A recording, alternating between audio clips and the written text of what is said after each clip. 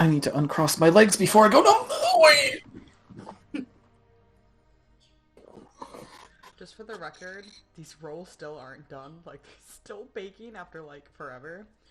So you're gonna keep hearing the oven timer, and I'm sorry. I thought you were talking about roll 20 rolls. No. I do have a different 20 rolls in the oven, though. What kind of rolls? Just dinner rolls for Easter tomorrow. Mm-hmm. Dinner starts with D, so they're D20s. Yeah. Okay. Last we left off, you teleported after checking in on everybody in Fairhaven to Nelid, where you then spent the night and then the next day barged into a room with a heated debate between Foreman Zoran Meltflower, Militia Captain Rowan O'Malley, and a Pure Soul Dogma seeker, Niles Ort, and then aggressively offer your services to them to slay the Hydra. After a raucous night for some of you, the tiresome night for the rest, you set off for the Forest of Faces in the early morning, the alleged home of this large Hydra that attacked Nelid, the small logging town that Chris was more or less raised in. Atop your horses, heading for hooves clopping to the dried mud, the rising sun and rising temperature marks the beginning of your day's travel. The heat of the sun has dissipated at this point, the oppressiveness of the summer dying off for the year, giving way for the coming month of harvest the next week or so.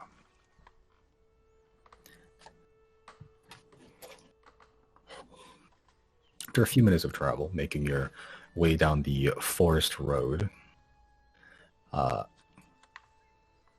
Seeker Niles Ort, member of the Pure Soul Dogma that's accompanying you to the woods, to try to find what remains of his group after they chased the Hydra into the woods.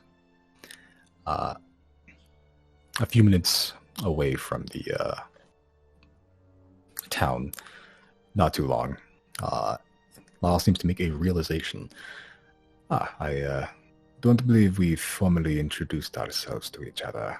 Seeing as we will be traveling together for some time, I believe it would be beneficial to understand each other a little bit better. I am Seeker Niles Ort of the Pure Soul Dogma. My job is to act as an intermediary of sorts to the Pure Soul Dogma and act as a protector against the monsters and unnatural corruption that plague our lands.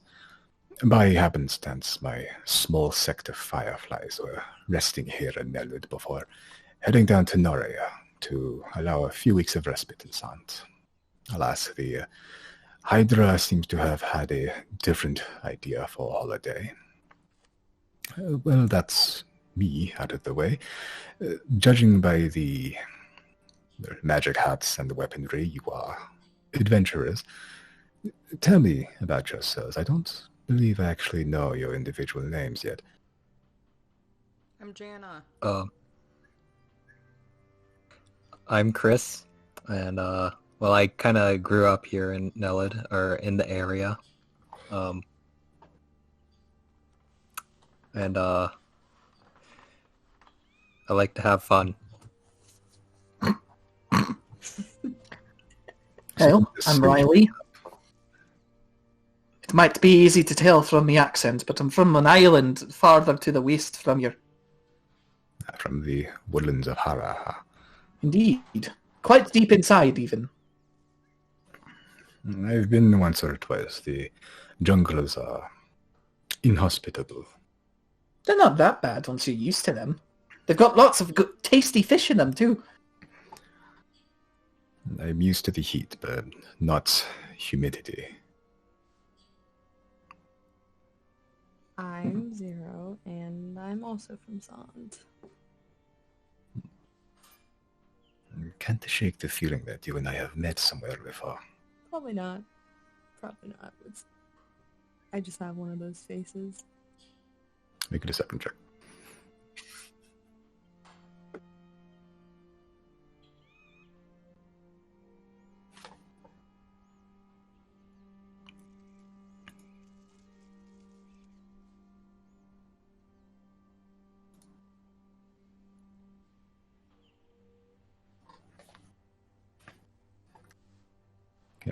I sort of like, as sort of all just on horseback, going down the road, heading closer and closer to the forest. He sort of just looks at you and nods his head. I probably right. I do feel like I would remember eating a tiefling. Am I the first tiefling again person? No, just not no. What? Not a living one? Get up.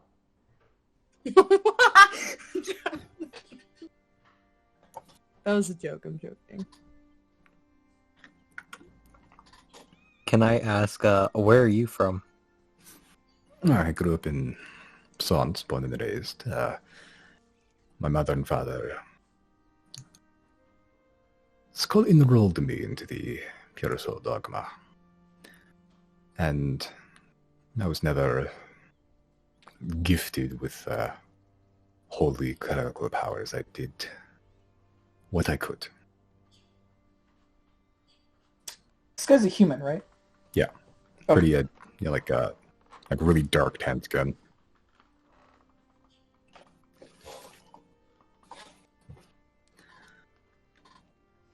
I have a feeling Pure Soul is trying to get rid of me in a way that can't really call upon the light of Len. Have to resort to arcane practices. Gets the job done.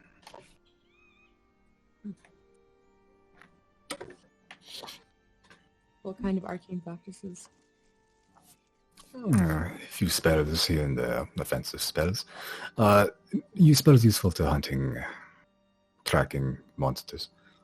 This is my speciality.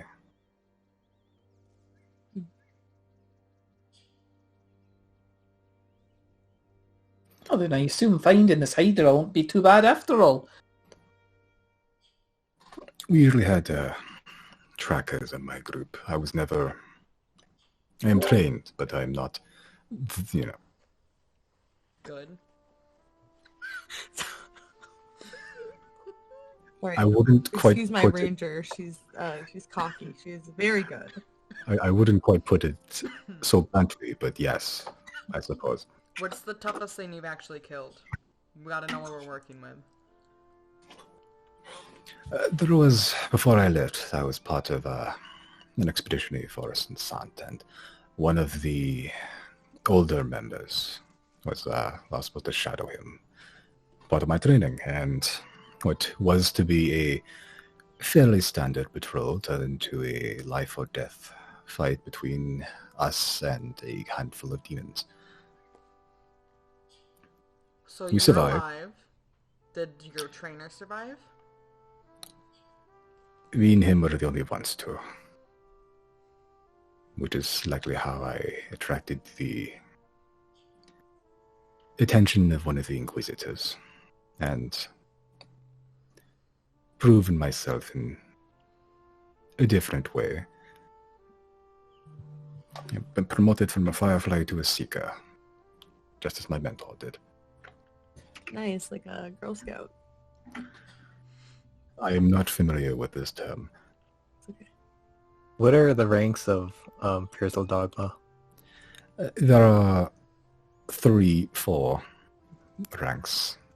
Technically, I am a Seeker. I am in command of a small group of Fireflies, who are the lowest rung on the ladder. They can join if they are fervent enough, or if they just want the job. The group I had were among the better. They are promising young upstarts, and I'm tasked in training, tracking their progress, keeping them fed. And above me are the Inquisitors, who I answer to.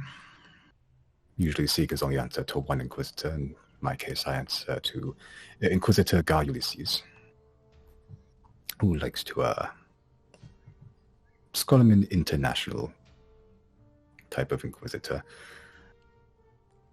And above the Inquisitors is the Lightkeeper, who despite what priesthood says, more or less runs the country.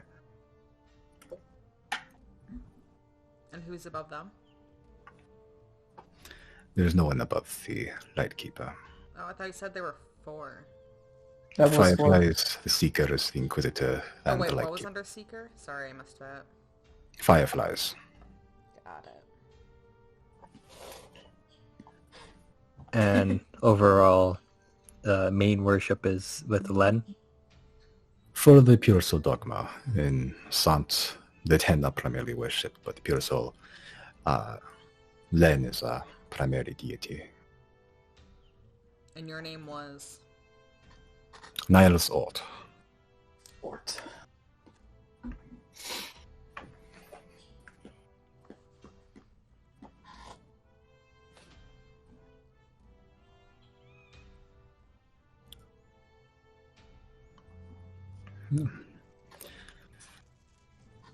I believe that's enough of me. How about you all? Do you have a group name? Any tales of courageous heroism in your travels? I imagine you've seen much more than I when you have the freedom to roam as you wish. Well, These past Yeah. few months have been pretty eventful, I'd say. we Yes. attacked a couple of squids and Delicious.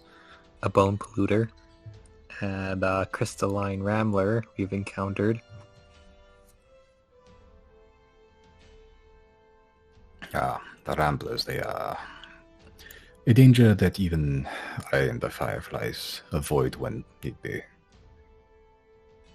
Must be very capable, then, Zodiacs. The worst is the frogs. Wait, did we name drop ourselves? When did that happen? Zero did. Okay. You're We, always in Well- attorney mode. Ba, ba, ba, Wait, ba. when did I say my name? Hold it. We killed a member of the Gravekeepers. That's pretty cool on our resume.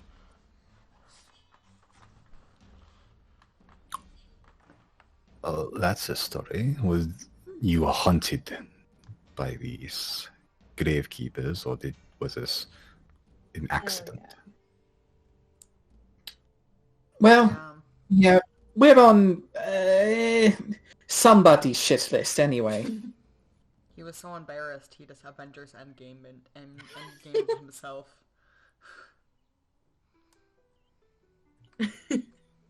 Now such rubbing belly, I don't feel very good.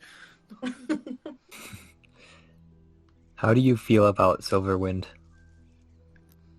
They're one of the main trade partners between the cities of Sant and the mainland. One of the only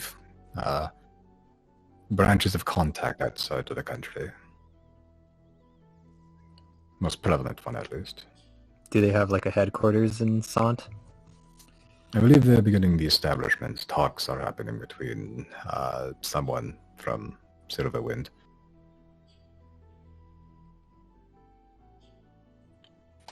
I don't put my nose into the Lightkeeper's policies or their politics. Haven't been in Sant quite some time, but news does reach me. When he says that Silverwind is coming to Sant, Zero turns away and has like that Grinch smile on their face.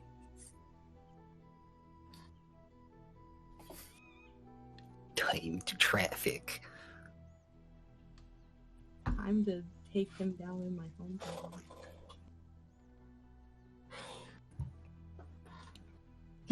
What about recent happenings in the capital of Arias? Any news on that? We left Abethus not too long ago. Something about one of the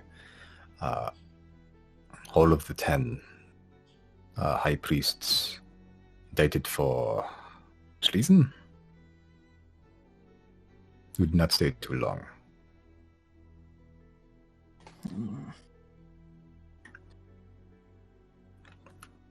believe the plague there is getting under wraps. The little bout of madness seems to be recovering. Wait, where? I know about this. Yes.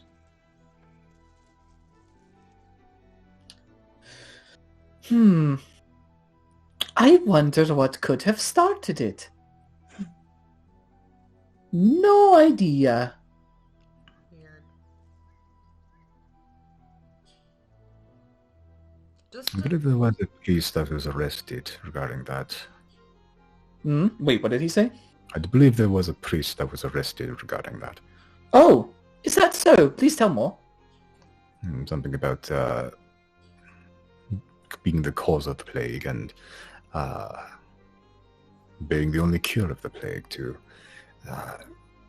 try to gain larger clout from within the halls of the Ten. Well, I'm glad the city was able to figure that one out on their own. We didn't really have time to help with that. How scandalous. Indeed. Do you remember that priest's name? I did not know. We only stayed a few days in the Bethis to rest and water up. Lest my men get bewitched by the glamours of the city.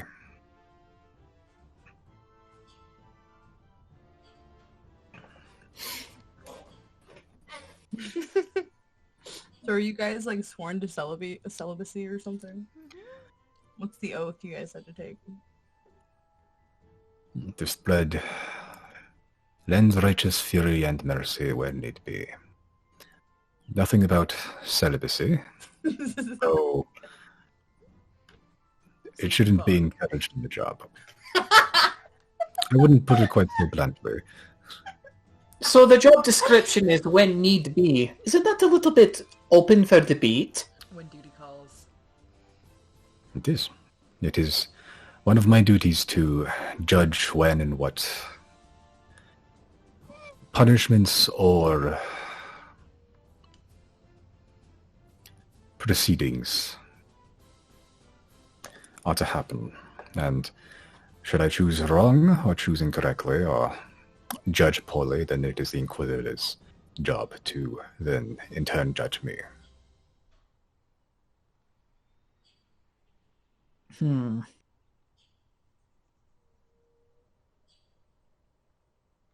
What kind of heat you're packing? And this is for weapons. What are you guys going to fight? As part of my self-imposed arcane training, I have magically bonded a longsword and a longbow to myself. I left them in the inn, but that is Oh. not a concern, as he sort of holds his hands out, and as he grips his hand sort of catches something cylindrical, but there's nothing there, as in a split second, there's in a flash of light, a longsword appears. They That's neat. are bonded to my soul. I also have a number of spells at my disposal. I can cantrips. I have manipulate limited quantities of air to shield myself and others from attacks. I can magically implant a arcane spike into the minds of creatures to better track them if they need to escape. Very nice. Cool I trick, take it bud. that's a little hunter's mark you got there? Mind spike. Oh. If the creatures do weak, they will immediately die, but it is useful. It allows me to know the location of the creature and for an hour. Well, I Useful. think between us we're covered. I like I the way he's describing his skills like somebody would describe their skills on a resume, like dressing them up. That'd be I pretty know weird. Microsoft Excel. I can save as, save, exit.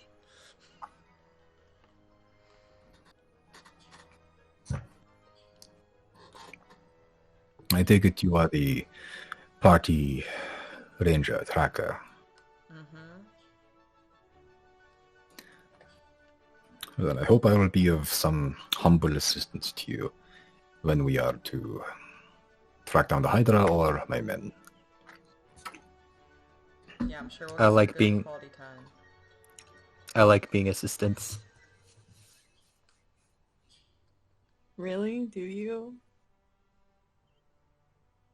Yes. When's the last time you did some assisting? Oh,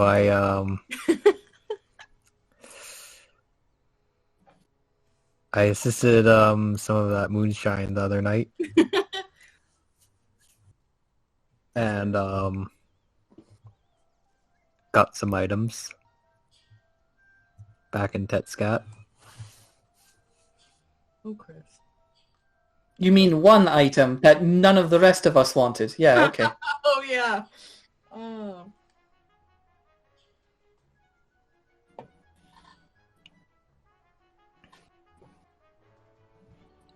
Well, I'm sure we'll get to know you better over the next little bit, Niles. It's good to make your acquaintance. And yours, Jenna.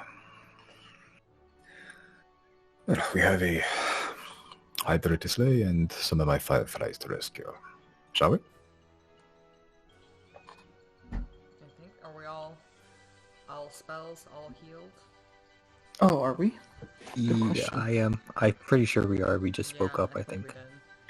It's like it's super early in the morning right now. The sun just beginning to rise, pretty much. Yeah, Let's looks get like I this think bread. spells are ready for this, so... HP is Let's all there. go. What my Yeah, abilities? I forgot Georgia has more hit points than Jana does now. Hey, Jojo's a monster, dude. I don't remember if I did it last time, but if I didn't do it last time, I'm gonna go ahead and send Isaac ahead of us to start scouting as we're traveling. Okay, make a perception check for Isaac. Okay. It's a 6. Sorry, 7. It's Okay. 7. That'll make the difference, yeah. So you throw at Isaac, but then a gust of wind hits him pretty hard, and he just sort of hit he goes like 6 feet before plummeting to the ground. He perceives a lot of dirt in his face. I'll call him back so he can recover from that embarrassment in private. Okay, as you call him back and he perches onto your forearm, he just looks into your eyes and you hear your head, forget.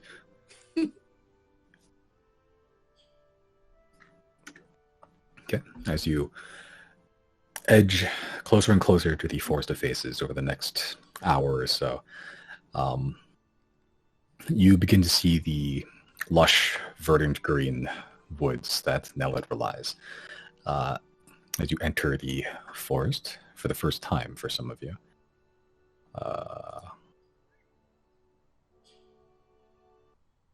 Just to confirm, there's like bird noises in the game, right? Yep. Okay.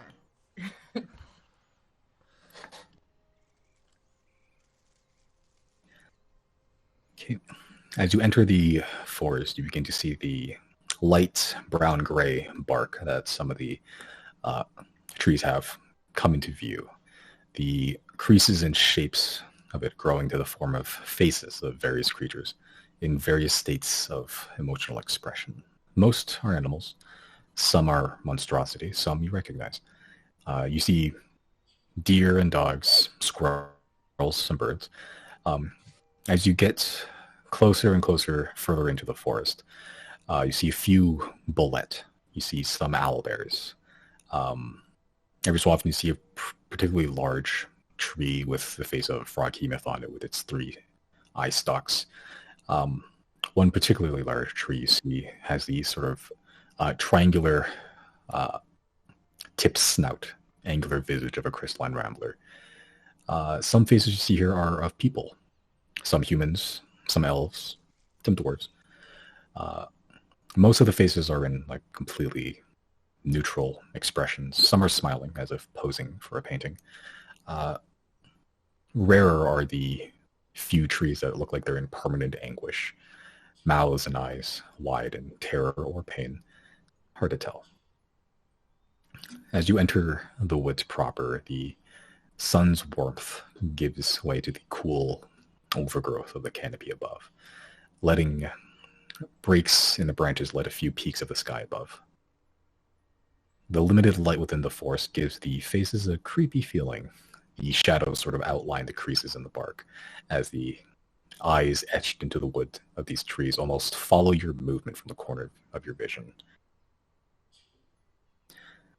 The smell and sounds of the forest are the only comfort you receive here, as while the sight of the woods are kind of unsettling, there's still a fresh scent of fresh undergrowth and dew on the leaves. And there are bird sounds, indicating that there is life in here. It isn't wholly unnatural. Seeker Niles Ort sort of speaks up. Well, this is certainly foreboding. Let us be as silent as we can. Who knows what unholy monstrosities lurks in a godless place as this? Jenna, What? you know what to do. Am I doing my primeval awareness? No, I was thinking pass without a trace. Although that's a good idea too. Can I do both at the same time? Oh, can I do both at the same time? I don't think primeval awareness is a concentration thing. It's not a spell, technically. But it might say it differently.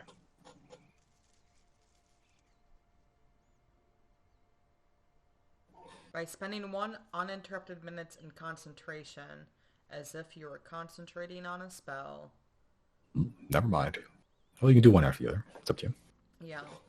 Let's quick do primeval awareness before the pass without a trace. It only Okay. takes a Yeah, what's the range on primeval awareness? How far does it reach? Like a mile? 5 miles. Oh, Jesus, okay. And it reveals which of your favorite enemies are present, their numbers, and the creature's general direction and distance from you.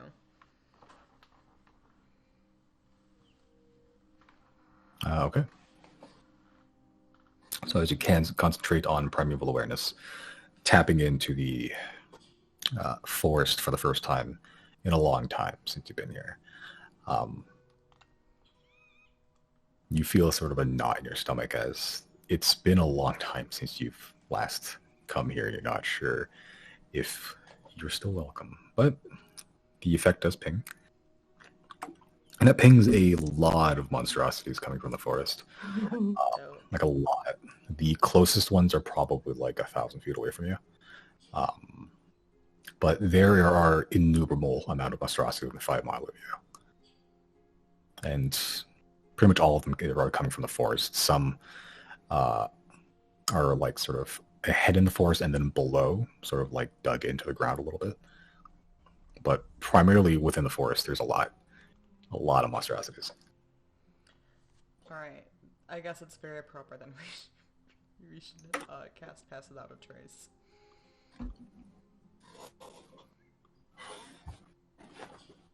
Okay. Watch out, guys. There's, this forest is not kind. So always be aware of your surroundings. Jana and Chris, I guess you guys have probably been here before any of us have. What's the story behind this forest? Why are there fucking faces in the trees? Should I be scared of that? My understanding is that when you die, didn't we hear this last time? When you die, Yeah, we did. It's a magical forest that when you die in the forest, or if you're buried, then your face is sprouted on a tree. Huh. Were we gonna check out was it the mayor? Oh yeah, because his tree grew. Yeah, it was growing fast. Yeah. we don't die. The graveyard is sort of in the forest. As you go further into the forest, the road does eventually split off. And there is a sign there that says, that one points straight ahead, deeper into the forest. That just says, forest faces underneath in brackets, logging camps. And one sort of splits off to the right. The sign that points towards there that says, graveyard. Alright, let's go. Okay. Following that, just dirt trodden road. For a few more minutes, eventually you do see not a huge clearing, but a clearing by definition. A noticeable break in the canopies of the forest, allowing full uninterrupted sunlight onto this smaller patch of trees. There's a brick. I say brick, but they're more like natural stones, but they're piled onto each other.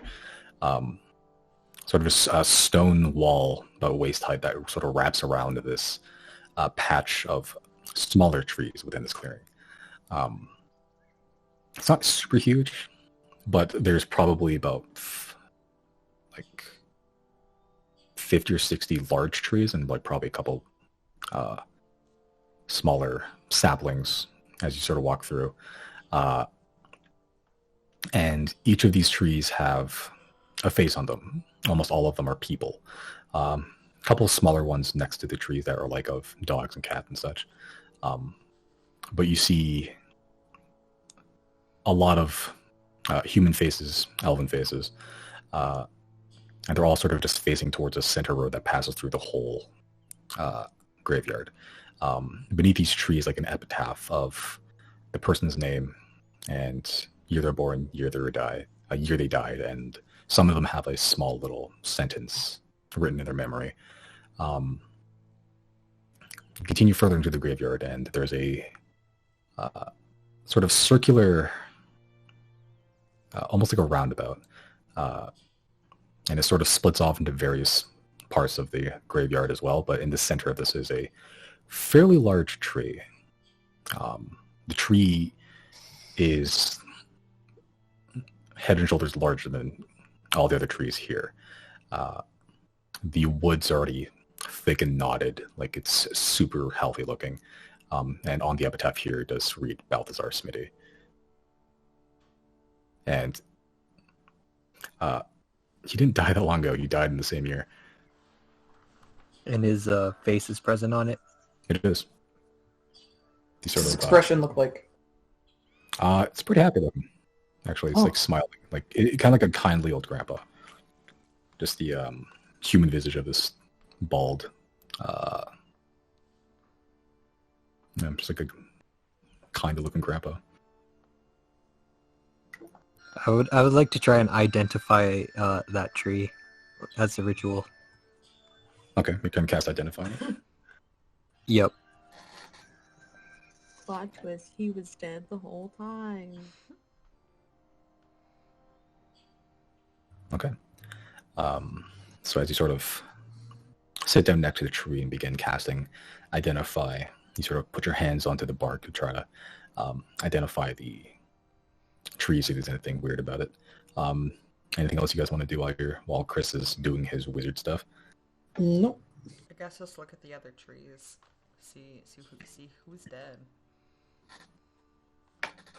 I will send Azek up to just patrol the general area. Okay, make a perception check for Azek. A 20. Okay. You sort of send Azek up, and he sort of shoots from tree branch to tree branch. Trees made of dead people, pretty much. Aside from a couple of just graveyard visitors, like just going to visit deceased relatives or friends, nothing funky. Chris, as you're identifying the tree, as you put your hand onto it and you concentrate, you swear you hear a heartbeat from within the tree. A heart? Yeah, like the very rhythmic It's Edgar Allan Poe. Do you guys hear that? Do we hear that?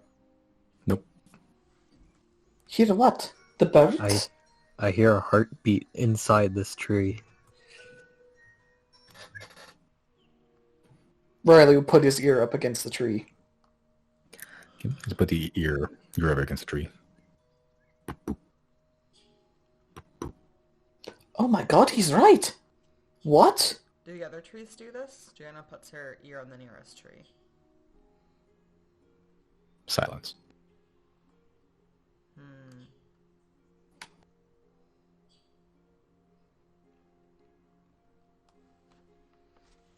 Oh, I've got an idea.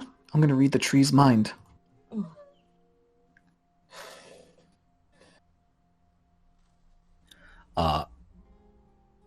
Okay. As you sort of unleash detect thoughts at a tree, weirdly enough, you catch something. As you sort of peer into the thoughts from within the wood, you hear the thought. You're not sure. You don't hear a voice or anything. Just the basic thoughts of, "You left too soon." So this would be somebody speaking on behalf of... It's somebody's thoughts. Okay. You're not sure whose or what's, but it's coming from the tree. Oh, this is a weird one. Can I go deeper at all? Sure. Can try that. I don't know if it even needs to make a save, but it would be DC 17 Wisdom, I think.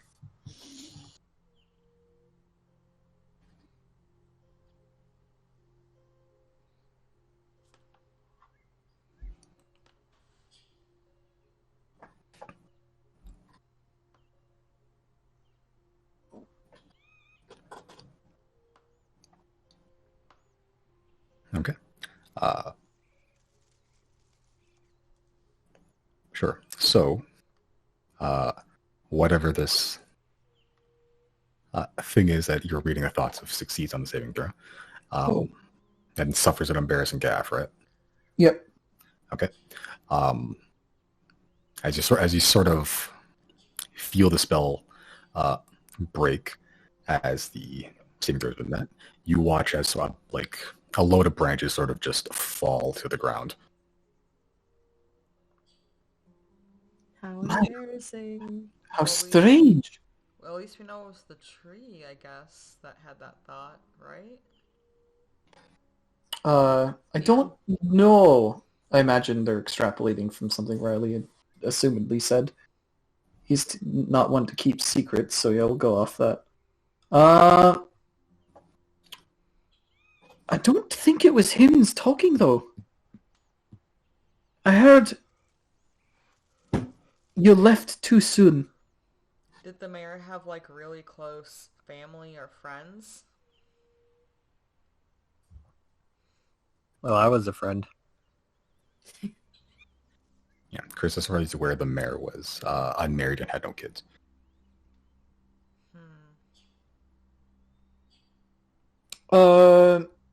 What did the voice that Riley heard sound like? It wasn't a voice. It was just like the basis of like a thought, pretty much. Oh, okay. Never Like mind. that's just what you got. You just sort of it's like you read someone's text message. Right, okay. Can Joanna just inspect the tree in general? And just see if there's, like, anything different, like roots or dirt that's from the other trees, you know? Sure. Make a investigation or a nature check, your choice. I don't This man was the... Sorry, want to make a nature check, but that's the better roll, but it never works out. Maybe today is different. Yay!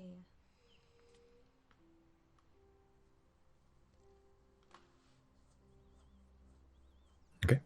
As you're sort of inspecting the tree, just to see if there's anything funky, you notice that like around the base of the trunk, where it should be all just one solid piece, is actually it sort of looks like it's two solid pieces, but they sort of fuse partway up the middle. And as you sort of look around the branches, there's like two pretty solidly built branches that sort of extend from the sides on either side of each other, and the branches then split off into twigs and such. They kind of look like hands. Can you describe it again? So it's the trunk. It's like it's two trunks fused together. Kinda, yeah. And the It twigs looks look like the hands. yeah. Interesting.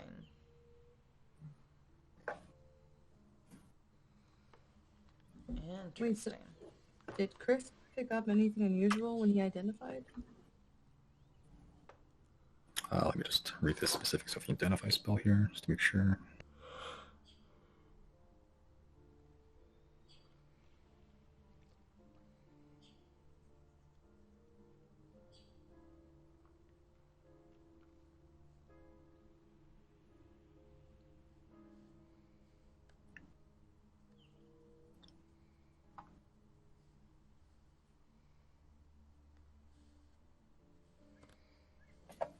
Okay.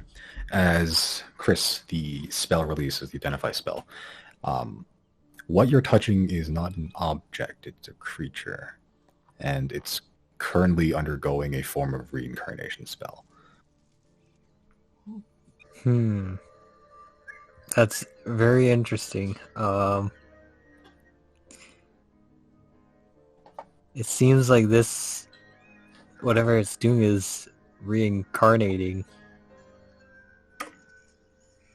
I don't know if it's reincarnating into what was formerly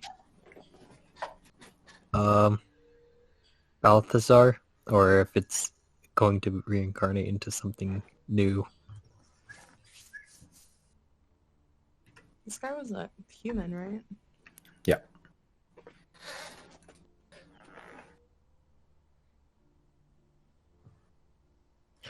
Is that what all the trees here do, or just this one?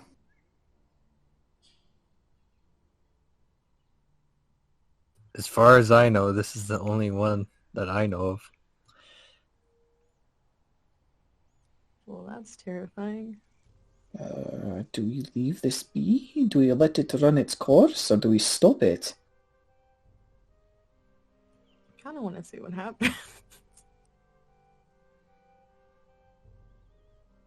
I think we should just let it run its course. Well, who knows how long that will take. We've got some people to find. Yeah.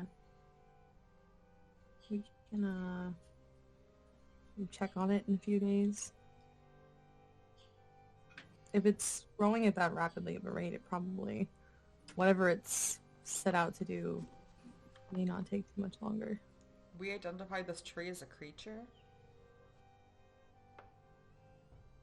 Yeah, the identify spell detects spells that are affecting a creature. Can Jan, as a ranger, figure out what type of creature this is? Make a nature check. I'd say with advantage, because this is your home turf.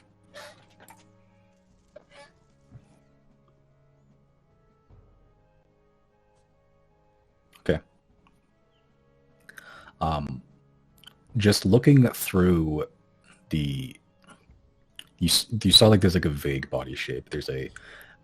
there's like a strange magic within the forest. You do know of...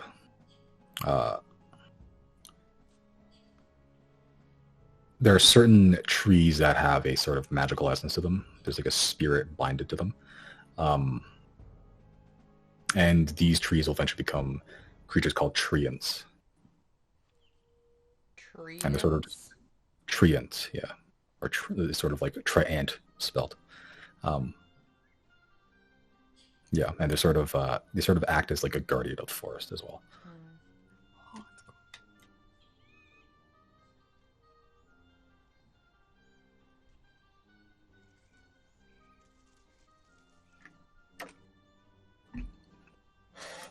So do we think that this was a normal mare tree and that a treant came and kind of like fused to it and now it's like double growing, like miracle grow?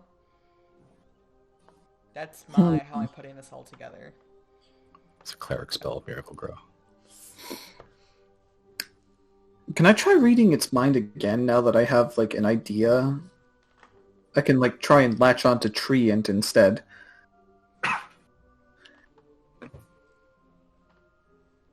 Sure. I sort of get the surface thoughts.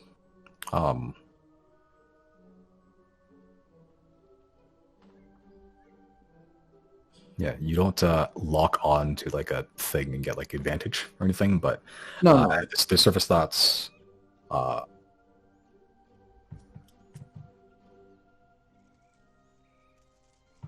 surface thoughts sort of go along the lines of "I won't let you die yet."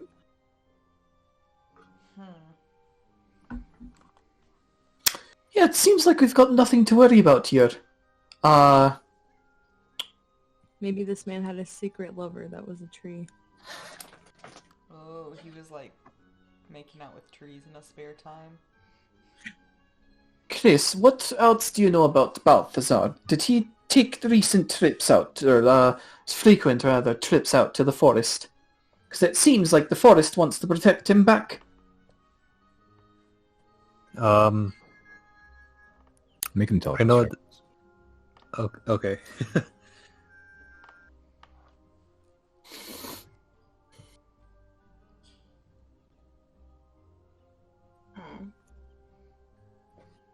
Yeah, what were you gonna say?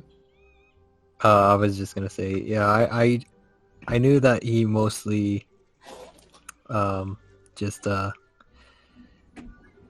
encountered a lot of merchants and people traveling, and got books on a lot of things, but I'm not sure about his interactions in the forest.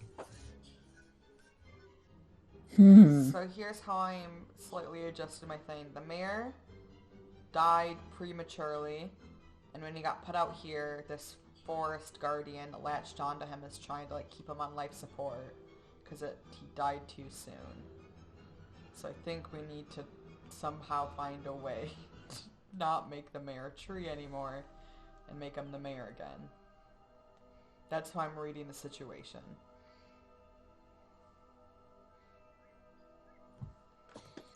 I don't Well, know if this is necessarily a bad thing, though. That he's dead? No, that... Because I think... I don't know who would have said it in game. I guess Chris might have said it, but if he's going to turn into, like, this forest guardian, isn't that good? I think so. What's happening is it's not that he's turning into a forest guardian. A forest guardian came and is trying to protect him because he shouldn't be here yet. I'm gonna try something. Riley's gonna cast. Oh, go on. Oh, so yeah, so he's not turning into one. This thing is just trying to keep what's left of the mayor alive, hoping that, you know... I think it's trying to bring him back.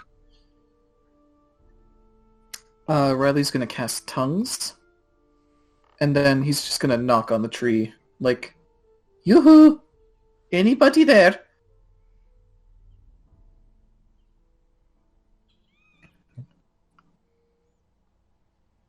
You knock on a tree. Is that a question or a statement? Statement. You knock on the tree. Yeah, I do. Nothing? Okay.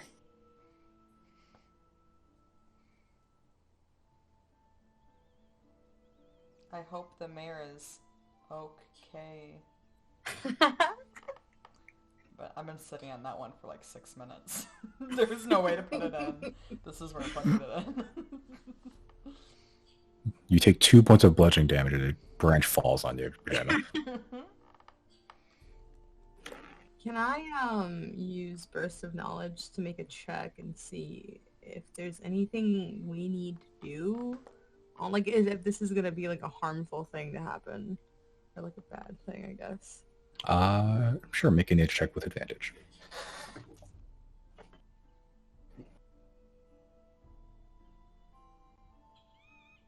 Oh. Okay. You sort of close your eyes and that third eye opens, allowing you to delve into the knowledge of your patron. And like nerd, you begin pouring through all these books.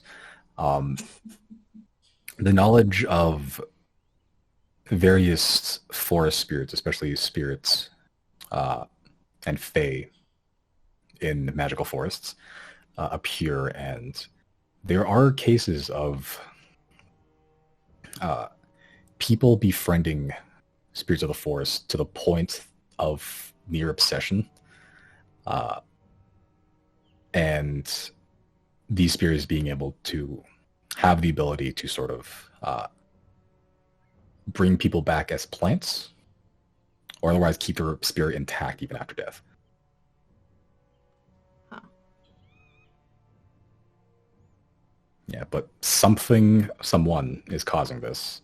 Whether that's good or bad, that's hard to tell. Stories have ended in various ways.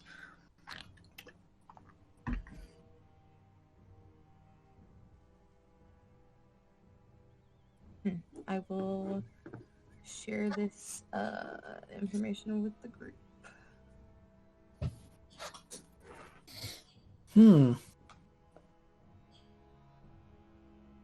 Well, I can't communicate with it. I don't think there's anything we can do to help. Aside from keep it clear of monsters, like perhaps a Hydra. I think we should leave it be for now and maybe check on it when we come back. Yeah.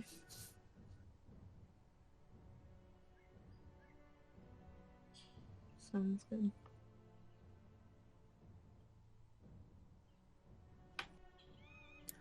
Now Zord sort of just staying in the back. You are very interested in this tree. There's a lot going on. Special tree. And if you don't mind, we have a Hydra Tuesday.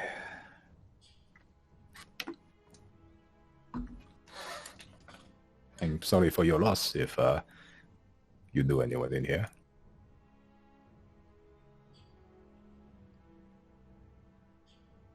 Yeah, it's all good.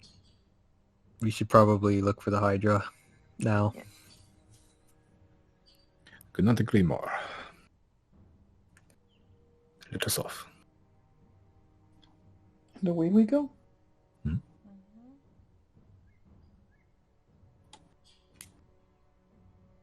Okay.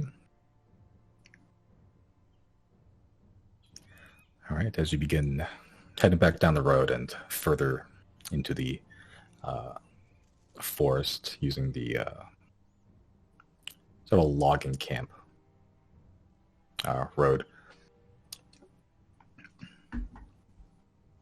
For about 30 minutes or so, you do eventually come across clearings, but in a different way. These are logged trees. You just see just empty stumps and just piles and piles of these logs that were looks like they're all set up to be pulled by horses or some other beast of burden back to the town, but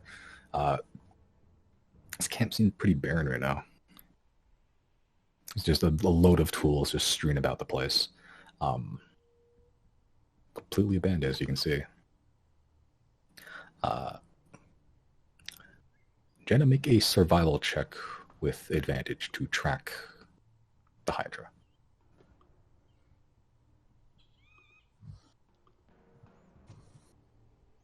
Yeah. Oh.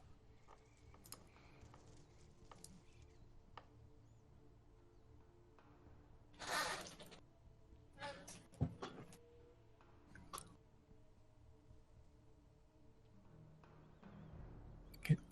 As both you and Niles get off your horses and begin getting down hands and knees looking for anything useful, Niles sort of passes it's an area as you sort of trail behind, and you notice something that he missed.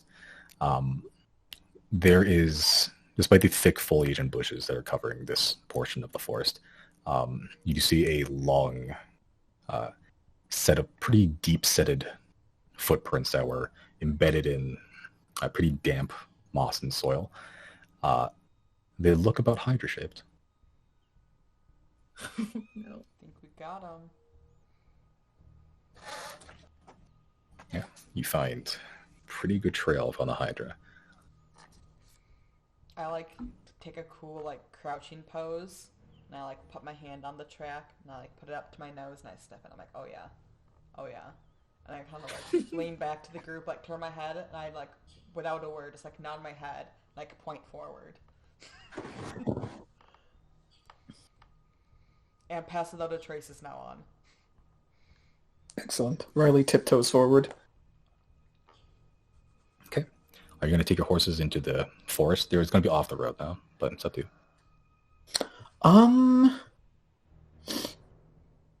Giorgio's out of his ball. We on. probably should. I believe we probably shouldn't, should we? I don't think so. Are there horses here or no? Well, we have our horses with us right now. We don't want to take them with us further for the Hydra, though, do we? No, yeah, that's what I mean. So if there's still horses here, I just didn't know if they're still here at the camp or not. Because if it's safe enough for them to still be living, I'm cool with that. I'm just worried they might get snatched up. Sorry, Simon, were there horses here or no? No, completely abandoned. No sign of life outside of anything that's like wildlife. Okay, yeah, because I'm just worried that something will get them. But also I don't know. It's up to you guys. Any objections to leaving them behind? The horses? Yeah.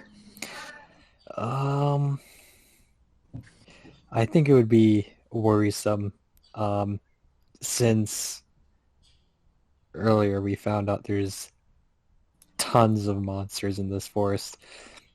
If we just hang them next to a tree and we're far away from them, who knows? Who knows what will come and attack or eat them. Even Grollup tried to eat our horses. True.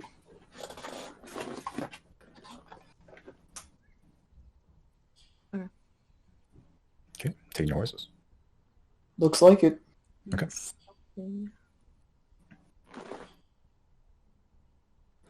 Okay, yeah. The roots are sort of knotted and the ground uneven, so a bit perilous for horses, but at the very least it's perilous in a different way, and at least you're able to supervise them. Okay, so the going is a little bit slower, but you have your horses. Don't need to babysit them. Okay, as you're sort of following this set of just heavy footprints, these sort of like three-toed, very thick, almost stumpy footprints. You see like a long, sort of steady, almost column sort of weaving in between the footprints, a tail that's sort of dragging along the ground. Eventually there's a bunch of skid marks as the body seems to have just rested in large divots carving out a large chunk of earth. And as you're just looking up, a lot of broken branches as these Hydra seems to just be barreling through the forest. Fuck. How many heads do you think how many heads do you guys think it has now?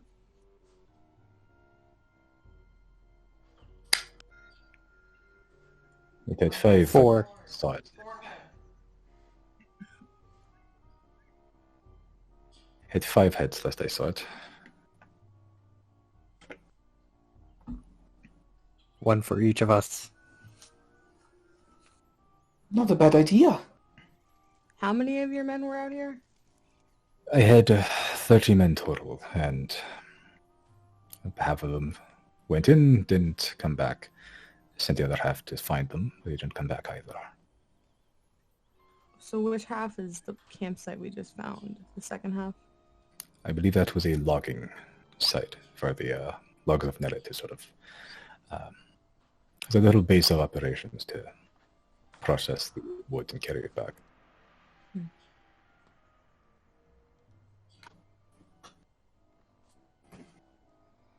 Can I use my primeval awareness again and try and...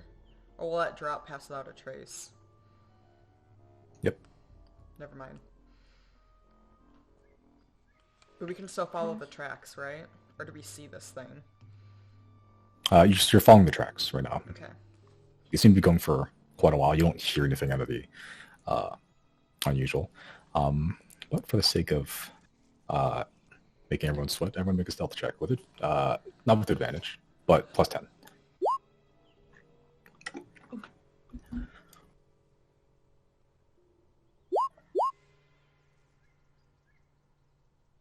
Oh, wait.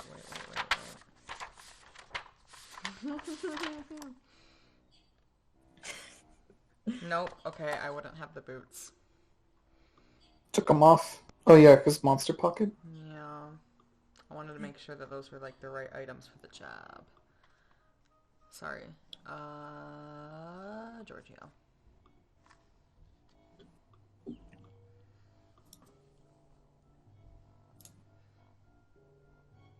Woof. Tyrannus in danger.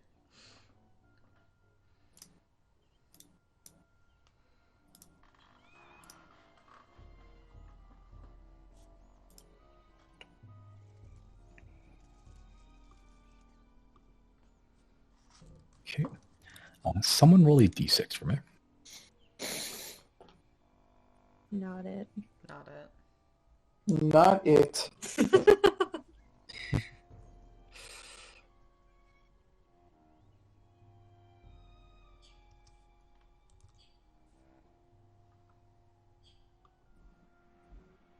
That leaves Bowen. No, Okay. Can I do it? Yeah. Yeah, Please. I knew you'd be the one who want to anyway. Bring on the chaos.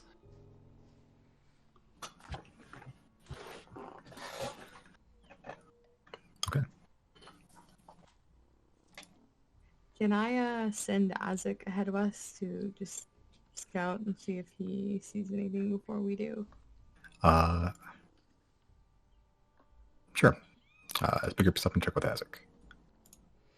I need to step away for a second, but I'm still listening. Dinner roll's done. It's an 18. Okay.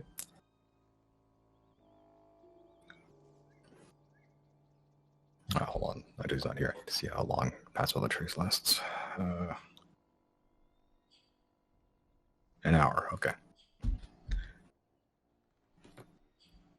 So you're following the tracks of the Hydra for about 45 minutes, give or take. Trying to stay as low as you can to the horse, just using what trees and coverage you have as cover. The tracks are fairly clear here. The ground's pretty damp, muddy, hasn't evaporated any rainwater for a couple days at least. It's because of the coverage above. It's all shadow down here. At some points in this time, during the end of the 45 minutes, Isaac spots something through the tree line. A couple figures moving through the brush, just keeping as low as possible. And it's not you. Ahead of us? About a head to the right. Okay. What direction are they going in? They don't seem to be going towards you, but if you continue going forward, they seem to be crossing your path at some point. So they're going, what's it called? Perpendicular. Okay. I will whisper to the party that there's somebody hiding up ahead. And is there any way Azza can like get in closer and get a better look at them?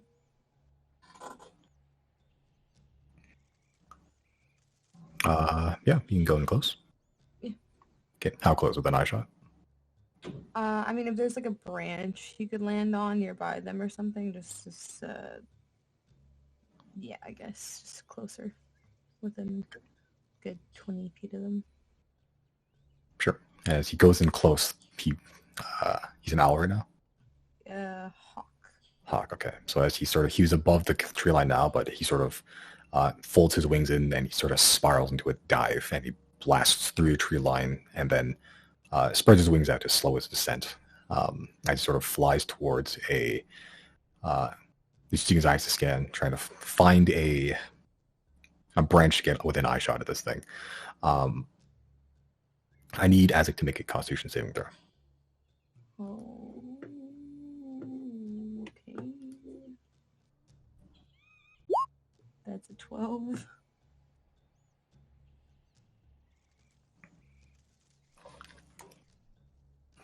Okay. As he sort of lands on the branch and he looks towards this creature.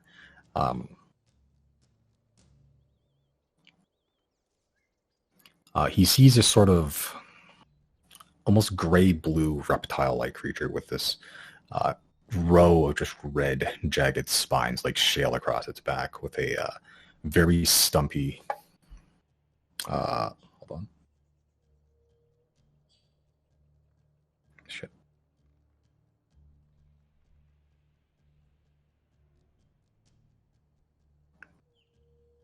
Yeah.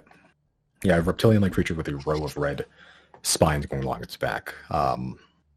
Sort of piercing light blue eyes and 8 legs each, almost like a spider, but the reptile nature as to sort of just trudge along low to the ground with large bulbous bodies. As he sort of looks to one of these creatures, there's 4 of them, and they seem to be traveling in a pack. Sort of looks at one, and he sort of just stops and sort of freezes unnaturally. As he sort of hits the branch, but eventually he regains full motor control again. Okay, as I see this creature, I'm gonna put my hand up to like stop the group just so we can halt for a second and I can give them a heads up. And then I want to, once I've gotten everyone's attention, I want to just hold out my hand and if I can cast minor illusion in my hand again and like show them what I saw, vaguely what I saw. Okay. Is Azek still keeping an eye on these things? Yeah, I'll leave him there for now, yeah. Okay. I need to make another Constitution saving throw. Oh. That's a 1. Okay. Okay, you're not looking through his eyes anymore, right? Not if I'm doing minor illusion, though. Okay. Yep. So, you create one of the images of his creatures. The elongated oval-like body, the 8 legs, the reptile-like nature, the row of jagged teeth, the blue hide and the red spines going along its back, and most importantly, the sort of light glowing light blue eyes.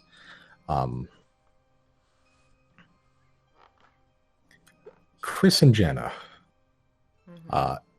you would both be very familiar with these things, especially after not but a day ago, there is a Chris reread a children's story about these creatures. These are basilisks. Oh. Dope. Oh man, Azek is totally stoned right now. These were the things that were running perpendicular that Azek was tracking, right? Yeah, so Yes. they're not going towards your position, but if you continue moving, eventually your paths will cross. Like they are moving towards your path, pretty much. Also making another Constitution saving throw for Azek. I was gonna ask first. I can do that, but once I'm done showing the party, can I just call him back to me? Like just prove him or no? I'll say, yeah, you're pretty close. You can prove him. What number is that? It's a 8. Okay.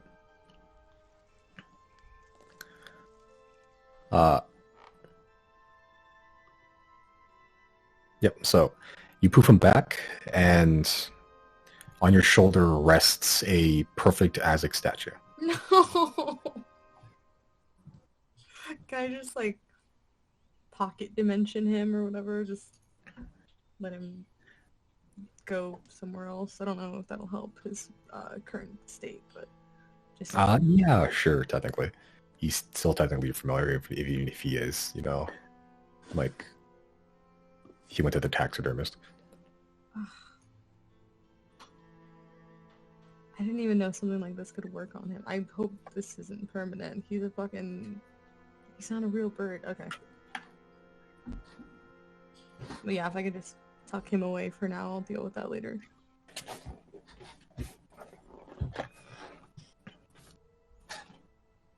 Okay. And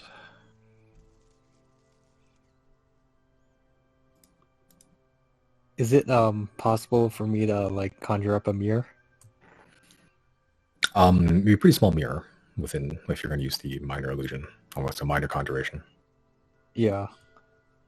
Okay, what's the limit? What's the limit to that? Limits is like 3 feet. Okay, so it's sizable.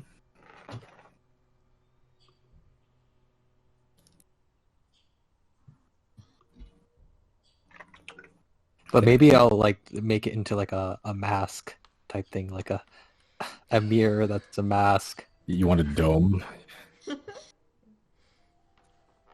Yeah, like just kind of like maybe like the snake mask, but a mirror on the outside, and I just put it on my face. Okay, that's pretty. It's pretty complex.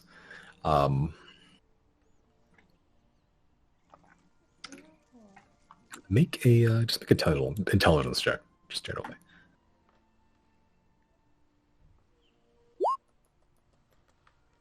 Yeah, sure. You've studied architectural engineering. Why not? One of Balthazar's books. Yeah, the structures and mirror making. One of his books. Yeah, so you make like a cobra mask, pretty much, and you have like the weird those frills that the cobra has, and they're pretty much mirrors the whole like shiny whole 10 yards. You are now this big beacon of light. Whatever light's reflected out here. What's your plan here, bud? I'm gonna go. I'll ask, where are these creatures located? I will point him to the general direction. Is your plan to go to these things so they'll look in the mirror and petrify themselves? Is that your plan? I kind of love it if it is. Yeah. Yeah, I'm just gonna walk there, but I'm gonna close my eyes. Okay. Yeah, I'm just gonna keep walking straight towards them and close my eyes. Are you just... There's Are you one gonna go alone? small flaw in your plan. Not all creatures can identify themselves in mirrors, right? Does it work if a basilisk knows, Also, do they I'm not look sure, at each but other? Just want to mentally prep you. Yeah, there's definitely holes in this plan. But I support you going out there and doing one for science. I think Jana brings up some fair points. I'm gonna walk into the thick of it. I know there's no stopping Chris, so we just gotta let it happen. Frankly, I don't see a better alternative. Should any of us go, we risk getting stoned as like Isaac. Once I know what he's doing, I would like to... I know I'm on horseback, but I want to try and get off the horse maybe and like pull my horse to the side a little bit and hide. Okay.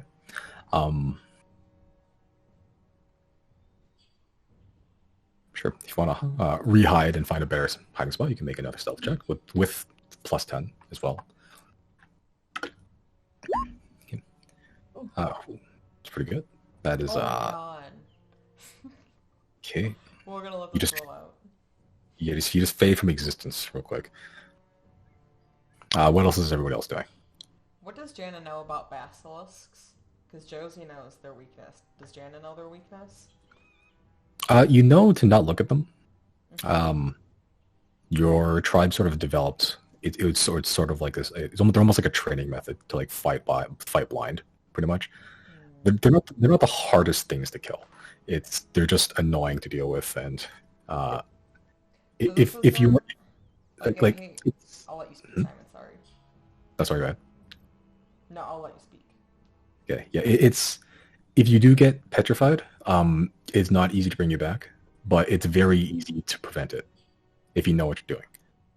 Is You it just have to know. D and D basilisk the same as a bullshit Harry Potter basilisk, where like chickens are their weakness, like they avoid chickens? They will. So we have a wizard who makes fucking eggs. But I They will want to eat. wait to enlighten Chris on this till an opportune time. Yeah, they're carnivores. They eat meat.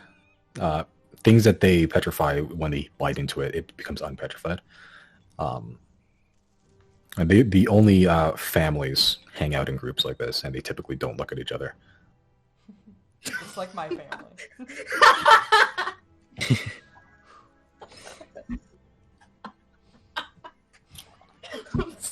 You set him up, I'll knock him down, Simon, all night. Yeah, they just But, ignore okay. Okay, but chicken's off the table. Okay. Chris, you and your mirror plan, that's all we got.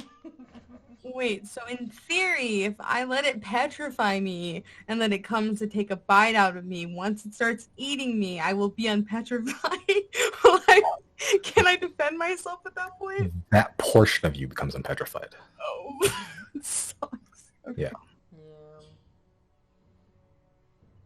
So, good luck, Chris. We'll be over here. Jana will also hide, but she like wants her like to be like she wants to like climb a tree if possible, and just kind of like have her bow ready, sussing out the situation. I think Riley is going to coat his... wait, do we know what resistances basilisks have, if any? No. You know that they're basic abilities, but you don't know like the in detail stuff. No. Okay, coating sword and lightning and not going on standby. Okay. Is there also like the Harry Potter bullshit where as long as you look at them indirectly, you're only like half petrified? Like, you know, if I look at them through like water. If you look at them, the petrification just begins. Okay. Yeah. How did Harry Potter do it? It was like you don't like just you know, that's why everyone was in like the hospital. So like they weren't totally dead, but they were like not great. But they weren't deadly petrified. We don't care what J.K. Rowling did anyway. Fuck her. Yeah, true. I think Harry Potter had Fox the Phoenix to peck out the eyes. But Oh yeah. our bird is gone now. Yeah, our bird's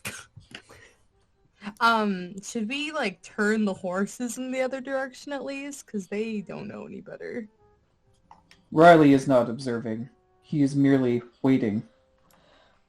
Okay, here's how Harry Potter actually did it in the Chamber of Secrets. He threw little rocks around, so the basilisk would think he would be somewhere. And then when the basilisk went over there, then he like stabbed him while closing his eyes with a sword. I think that was the method. But And the then eyes the phoenix were came pecked out. Yeah. So you do that, Chris. We'll be over here. About Simon, like in feet, how far away were they? Not terribly far. Probably give or take like 150 feet or so. Okay, I'm just trying to figure out how many rounds it's gonna take for us to get to Chris if we need to. Okay. Yeah, I guess we'll just stand by. You can always Okay. teleport out of there. I guess unless you're petrified. Just don't get petrified. Chris is gonna head off and say, "This is just like my favorite bedtime story."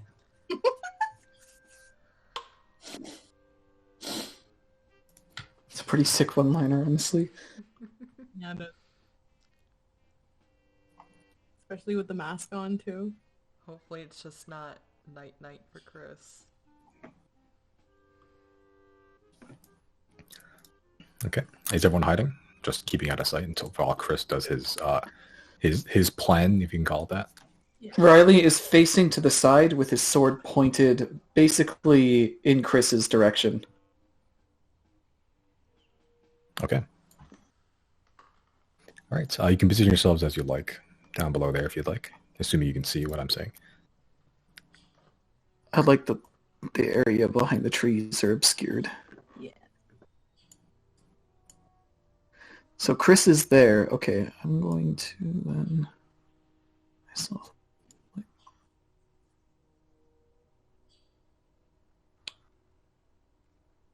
Yeah, I guess. Hi, Riley. Hello. How's your day, Zero? Yes, I'm here too. What is it? Having a good time. Having a good time. Oh, have you told Niles anything? What's his name? Niles? Niles with an N. Oh, No. Yeah. Miles. Yeah. we didn't find the Hydra, but we did find a basilisk. multiple. That's worse. Why is your friend wearing a mirror helmet?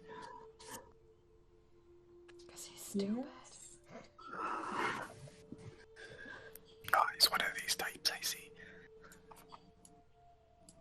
Chris, you're just gonna march right up there. Yeah, I'm gonna slowly like walk ahead with my eyes closed and try and make my way with hearing my audio perception.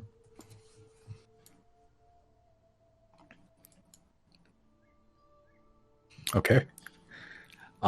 Sure. Just make a perception check with disadvantage, because keeping your eyes closed and you're trying to figure out where they are just based on audio cues in a forest.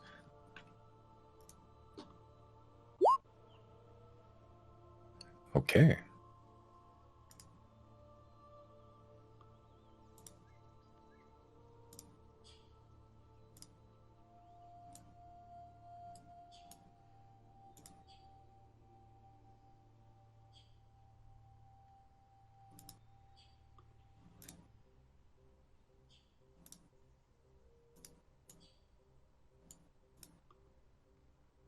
Oh, while I'm hiding here, can I also set my blink back boots right by this tree?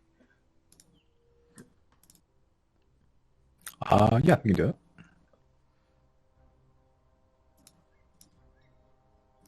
Whoa.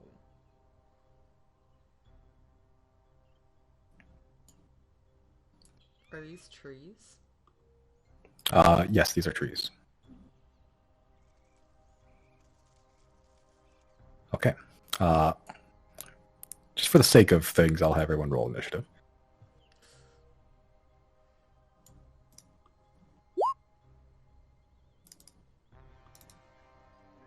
Oh god, how do I roll initiative Oh. again? Select my token. God, this fuck.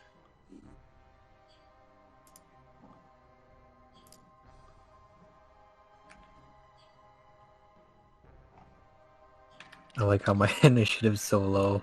How is that a nat 1? How is that a nat one? What? Is it because one of them, what this was, it gets the red? Because I get advantage.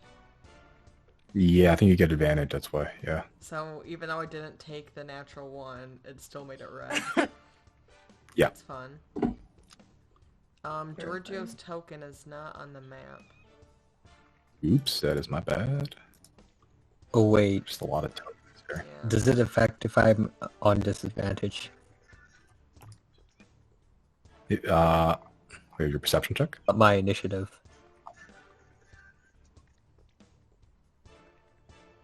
I don't think so. You just roll 1d20. Yeah, they're good. Okay, I think that's everybody. Oh, also no. for the sake of this, Jana and Giorgio are 1. Okay.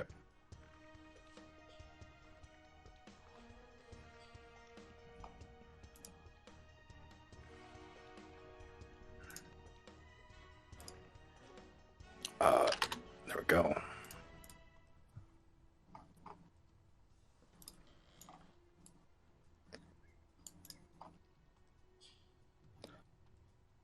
Okay, so I'm assuming everyone's just holding while everything's happening so far. Yep. Okay. Yeah.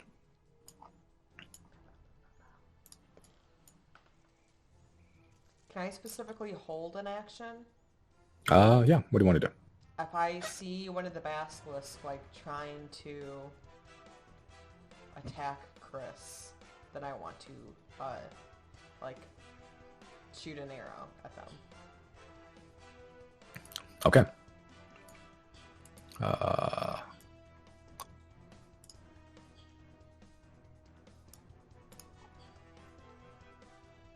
And it's always specifically eye contact, right? Like, I can look at their butt. Yes, you know it's eye contact, but they also like to thrash around, so it's very difficult to not make eye contact while they're fighting. Right. How tall is this tree that we're posted up at? They're pretty big trees. Like 30, 40 foot high.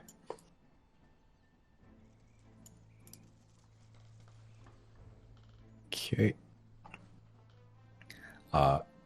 Chris, as you sort of just walk up nonchalantly with wearing a big glittering disco ball on your head, you sort of hear sort of thrashing and hissing. Also footsteps running up towards you.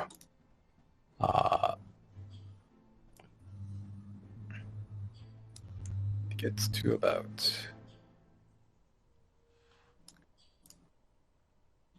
there.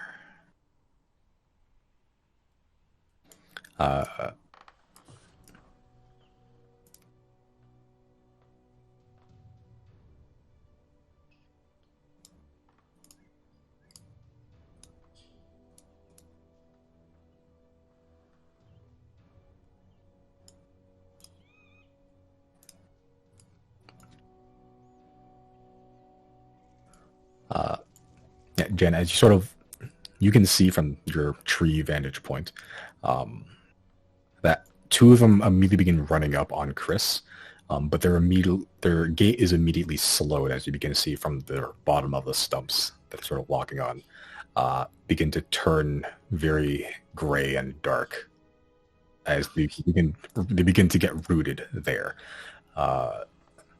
It's going to use one of these things. I'll use this muscle man thing to indicate that they are in the process of turning stone. The other ones seem to be running up on Chris, though. Then I want to shoot my arrow. Okay, which one? You can only see one, actually, technically. Clearly, at least. Okay, then that one. Okay. Are you averting your gaze, or just going to look directly at it? Well, I'm like up in a tree, right? So I'm assuming I can look at it without making eye contact. I have like a bird's eye view. They're looking at Chris. Yeah, their eyes on their sort of on like sides to show their heads. It's up to you. Okay. I think I'm gonna shoot this arrow and then like avert my gaze after I shoot it. Is my plan. Okay. Okay, but you're looking at it right for the shot. Yes, just not the eyes. Okay. Make an attack roll.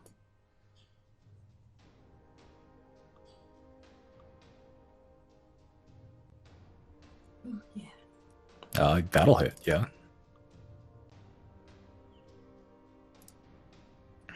Okay.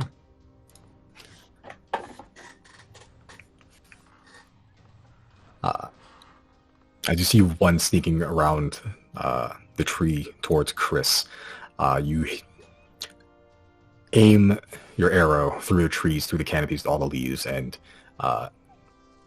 hit it square in one of the legs as it goes and recoils a little bit. Okay. You are seemingly unpetrified.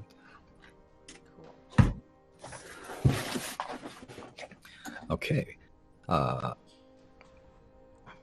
Okay, we'll see for the sake of this turn, you guys are also waiting here.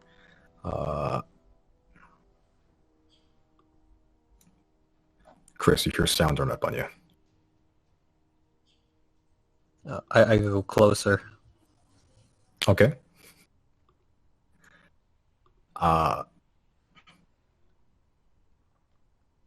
To the closest sound.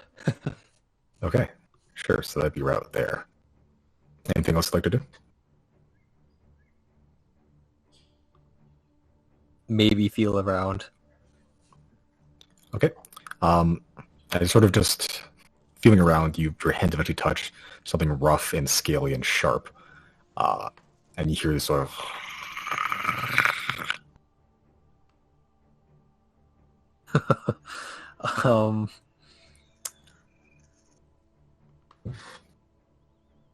I would like to try and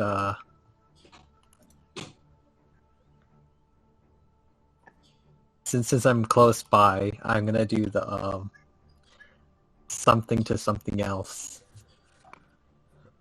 Okay, on the thing. Yep. On the one in front of you? Okay. Sure. Let's use that ability now. Is it a Chris thing with like the wand? Sounds like it. Yep. Okay, so roll a d20 for me. What's the name of the app?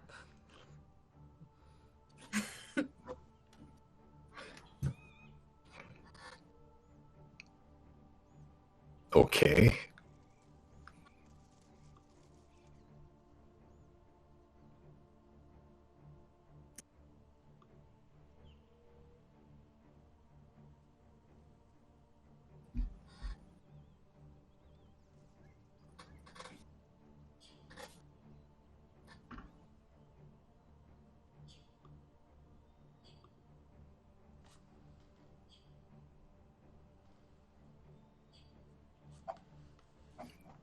Okay.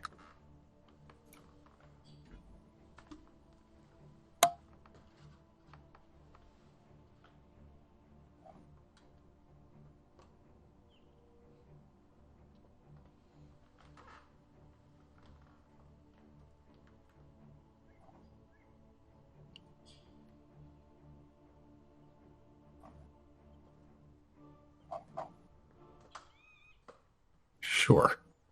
Why not?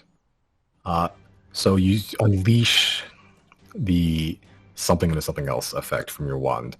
You hear this sort of laughter, and where there used to be like hissing, there's now a lot of hissing. Yeah, a sort of deeper, more guttural hissing, as you have turned the basilisk into a giant snake. I'll use that for now.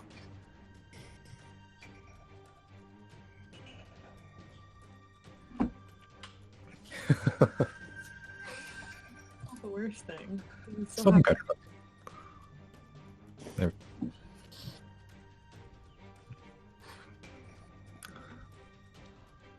All right. The other that- basilisk go for that thing now.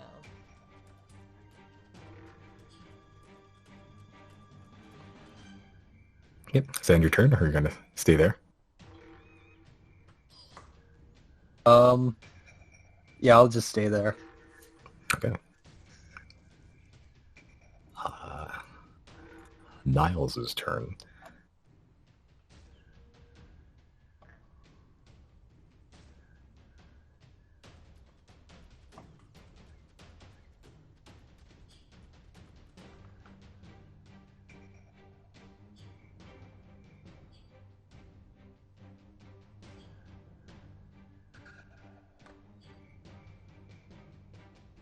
Okay, Niles is going to run out into a clearing and sort of watch him as he holds out his hand again, clasps something, and this time a blackwood longbow appears in his hand as he sort of pulls back, averts his gaze, and tries to shoot the basilisk.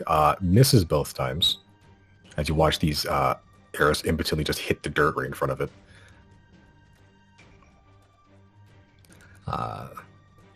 yeah, that's all you can do. Jenna, you were up in a tree.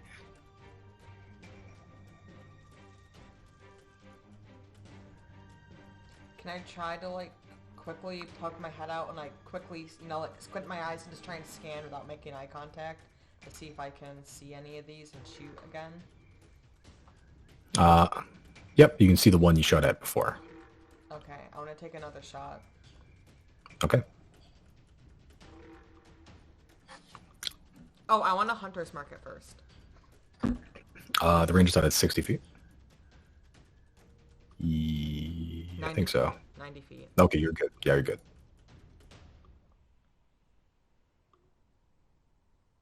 Oops, I clicked off my sheet. Let's go.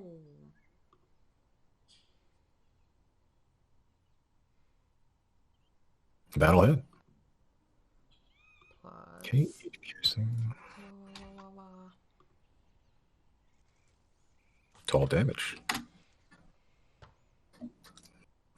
Yep, this time you hunter's mark it, and you sort of magically mark this creature to be your quarry for this battle. Letting loose your arrow, again, finding purchase into its thick, scaly hide. You are again unpetrified. How does hunter's mark work? Do I just, like, so theoretically, if Jenna were to keep her eyes closed, would I know, like, sense where it is? I get it might be a little harder, but theoretically, right, I know where it is without having to look. Right? Let me look at the wording of hunter's mark. I should probably look before I ask.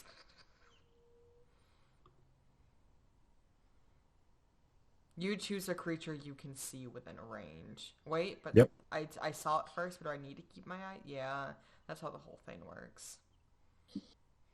Once you see it once, that's it, pretty much. Yeah. You don't know its position all the time. You just have its advantage on tracking it.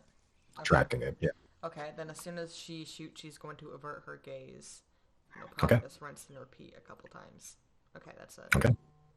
All right. It's now the basilisk's turn.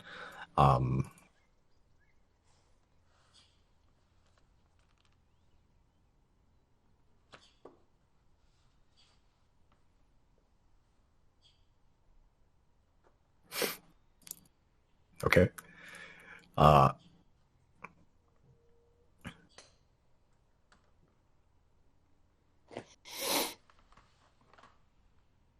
Do basilisks have feet?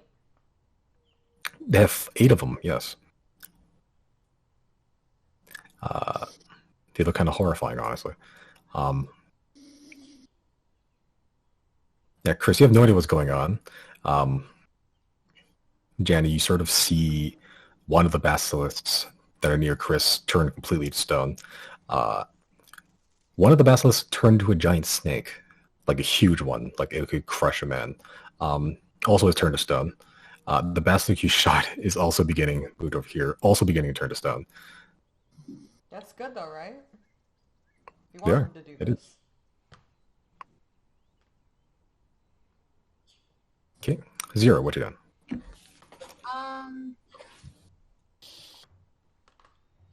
I guess I'm not looking, but I don't hear like Chris in pain, so I guess I will continue to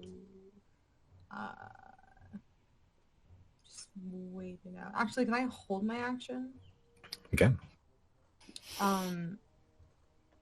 In the event that I hear Chris like scream out in pain or something, I want to pop out really quick and just kind of shoot an arrow at the first basilisk I can see in my general vision. Like obviously I do want to try to not look them in the eyes, but I will try to do something if I need to. I'll just hold on to that if I can. Okay. Sure, that's your action. Riley, what you done?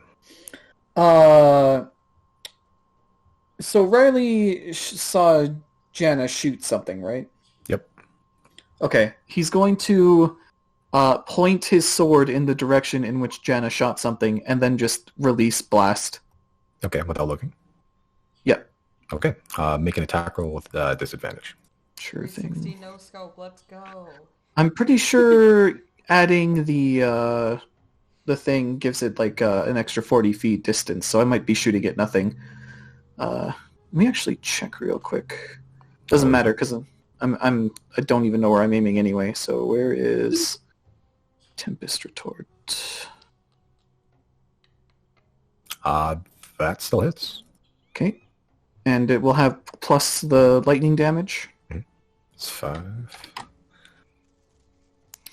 And I'm going to use Bardic Inspiration on Janna. Hey, Okay. thanks. Latin, your arrow flying through. It's me turn. I'm out. All right. Okay. So as you sort of just blind fire your sword out of the corner of this tree, you feel the lightning bolt strike out from your sword and hit something, and there's definitely this sound afterwards. Feel like you hit something. Excellent. All right, Sergio, it's on thing. Chris, what you up to?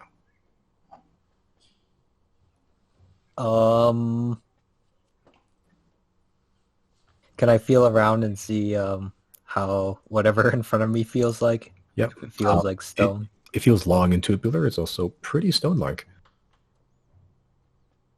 He's gonna slowly open up his eyes and Okay. look in front. Okay. You just look in front of you, and there is a huge snake statue in front of you.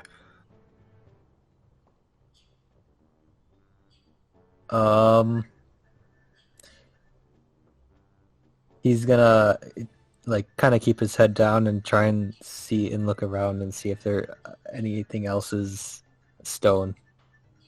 Okay. As you're sort of looking around, you see next to it a basilisk that's completely stone. As you sort of turn to your left, you see one that's partially turning to stone, making a Constitution saving throw for me, please.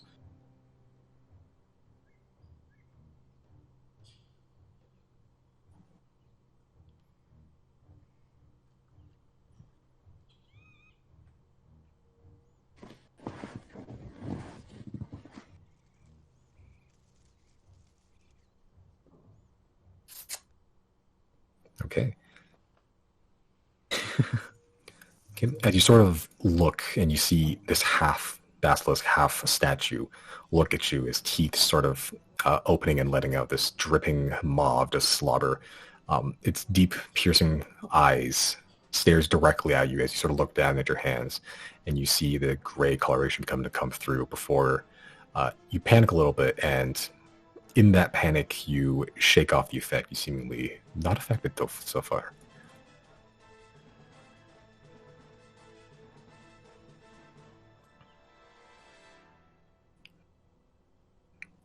Okay, what else would you like to do?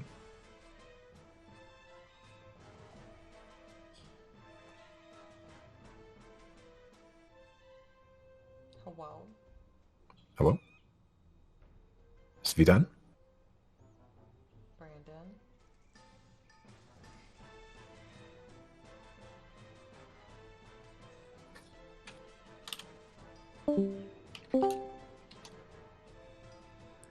Can you hear me?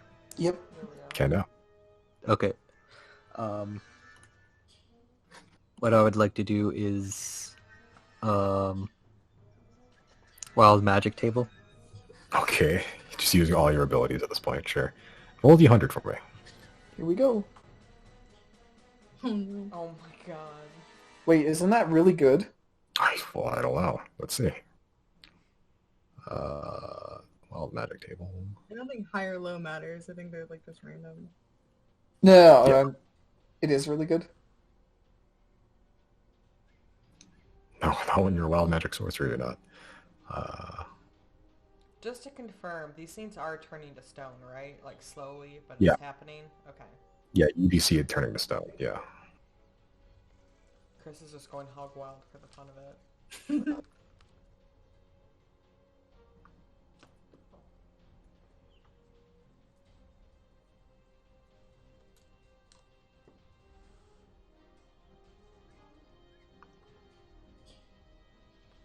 Okay.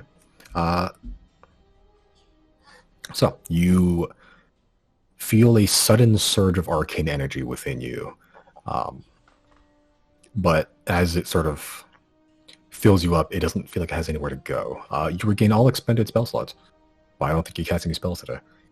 Yeah, I didn't cast anything. Oh, God. So you just leak arcane magic is essentially what has happened. I guess I'll just stay there then. Okay. All right. Niall, seeing what's happening, he's going to take 2 more shots. Eyes closed.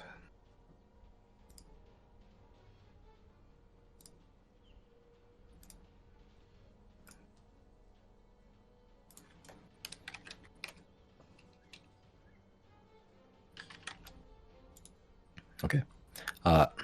He does land 2 arrows into one of the basilisks. Probably for no reason, as they're carrying stone, but we'll see. It's going to move back here. Jana, what you done? The one that I was previously shooting at, like how much stone is it now? About halfway. Like, it can't... I could probably Doesn't seem pop like... off one more shot. Yeah. Okay. First I want to communicate to the group. Guys, it's actually working. It's looking like a Seth Rogen movie in here. And then, pop a shot. Okay. Alright, make an attack roll. Can I use inspiration after Yeah.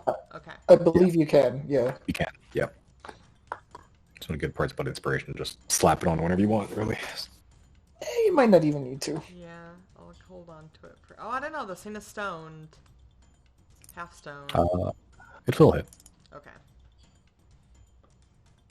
Plus hunters. Mm-hmm.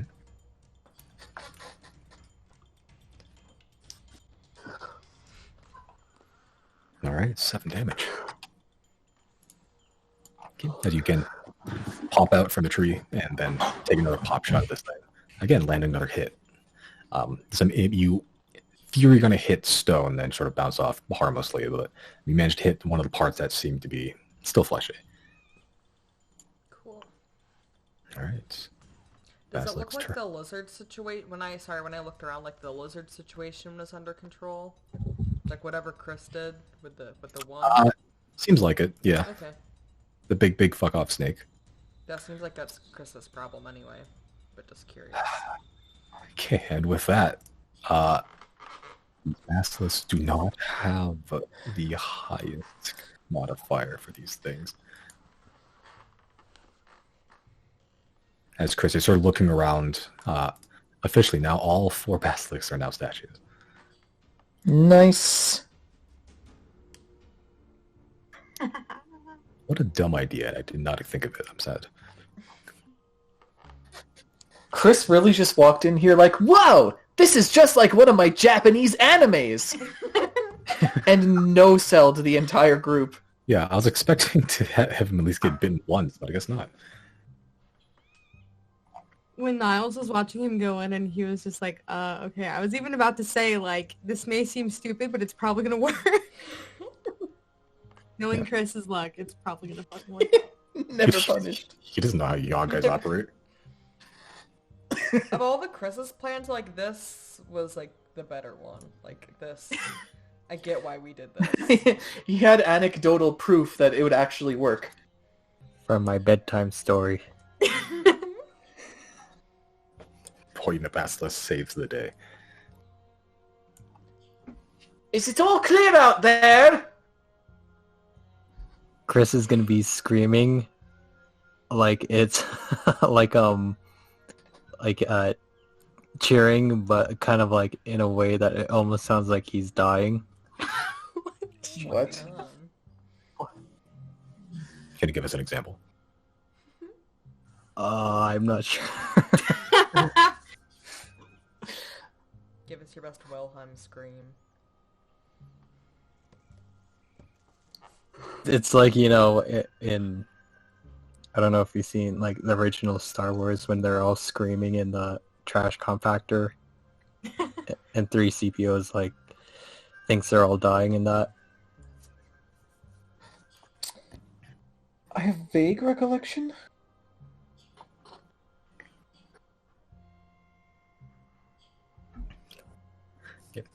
Chris is screaming his bloody murder. What do you guys do? I Well- reach out with Mage Hand to take his bag of holding. I'm kidding. It doesn't Jan- even have that much range. Jana wants to fake shout out like, "Oh, I guess Chris is gone. Let's head out. Let's go the other way."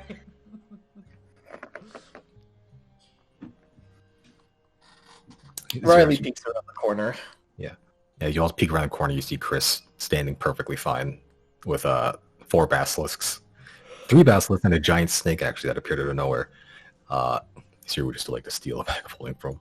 No, I was just like blindly reaching out. Okay. Doing what I could from a dead man, but if he's fine, I do not. Oh, it actually seems like the coast is clear after all. Not bad. I didn't even know there was a 4th basilisk.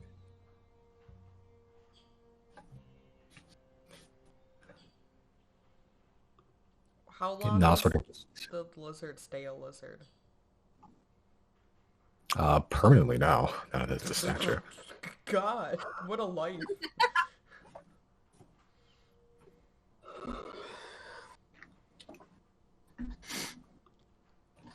And Nasser just walks up to you, Chris. Just goes, that may have been one of the dumbest plans I've ever seen, but I'm glad it worked out. Yeah, I wasn't entirely sure, but Oh, good. the story had some good evidence.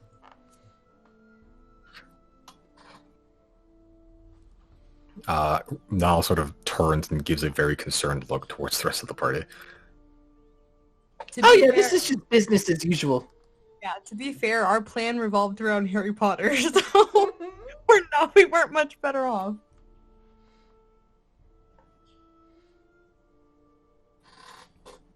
Oh, how's Isaac looking? Probably no better. But maybe. Good question. Can he still be made of stone if he does not even have a physical form? Can I summon him back? Okay. You summon him back. You have a bird statue in your hands. Why? I will cradle him. The way he never lets me actually cradle him. How do we get rid of this? Does Jana know? Make a nature check.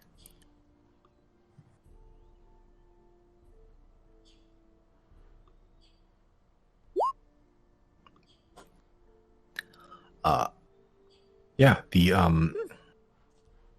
weirdly, the best way to get rid of a Hydra's petrification is to kill not Hydra, a Basilisk petrification is to kill a Basilisk. The salivary glands are venomous, but they're also reverse petrification. Oh well. So now that they're made of stone, that's no use to us. Yeah. Damn. Can you just like not like no, but can you just recast Find Familiar? I Just thought fix about it in your that. body? I thought about that, yeah. I don't know. I guess at first I was worried I might have to like kill him first or something. I mean, he's rough. Just like throw him on the ground. It's Lonely Oh Island. my god, can you... I'm sorry, no, this is even worse. Can you put him in a little rock tumbler so he gets all smooth and shiny? Just put them on your mantle or decoration. Oh my god. Yeah, when we get the chance, I will, I guess next long rest, I'll just try to cast Find Familiar again, and I'll change his form. See if that does any good. I'm just gonna say, sorry, bud, and then I'll just poof him back to his pocket. Okay.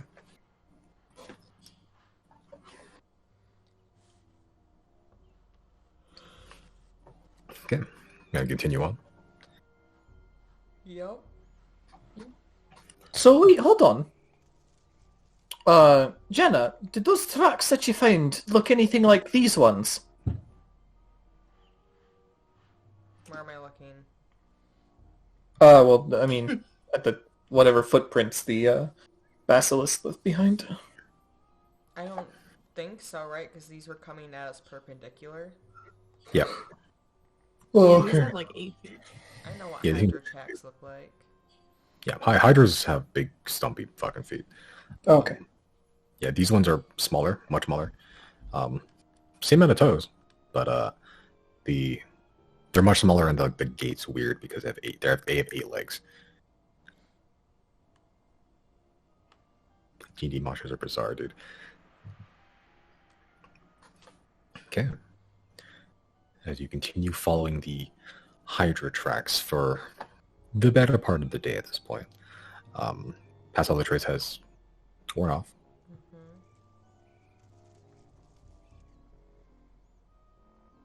Mm-hmm. Okay. Eventually, the sun begins to set, but because of the just lack of sunlight here generally, it does get very dark here a little bit early. When it gets dark, Jana wants to recast it. Okay. It's probably been about 8 hours at this point. 10 if you include the trip to the graveyard and the trek here. But in the forest, it's been about 8 hours or so. So you guys continue pressing on, tracking the Hydra, which might get you there faster, or you can take a long rest. I don't want to lose the trail, so Jana votes to keep going. I barely used any resources, so I'm good. Yeah, same. If you continue trekking without sleep, you might get a point of exhaustion.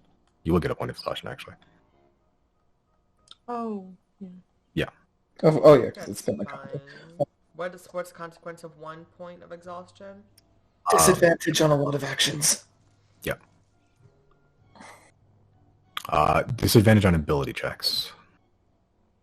So like athletics and stealth and such.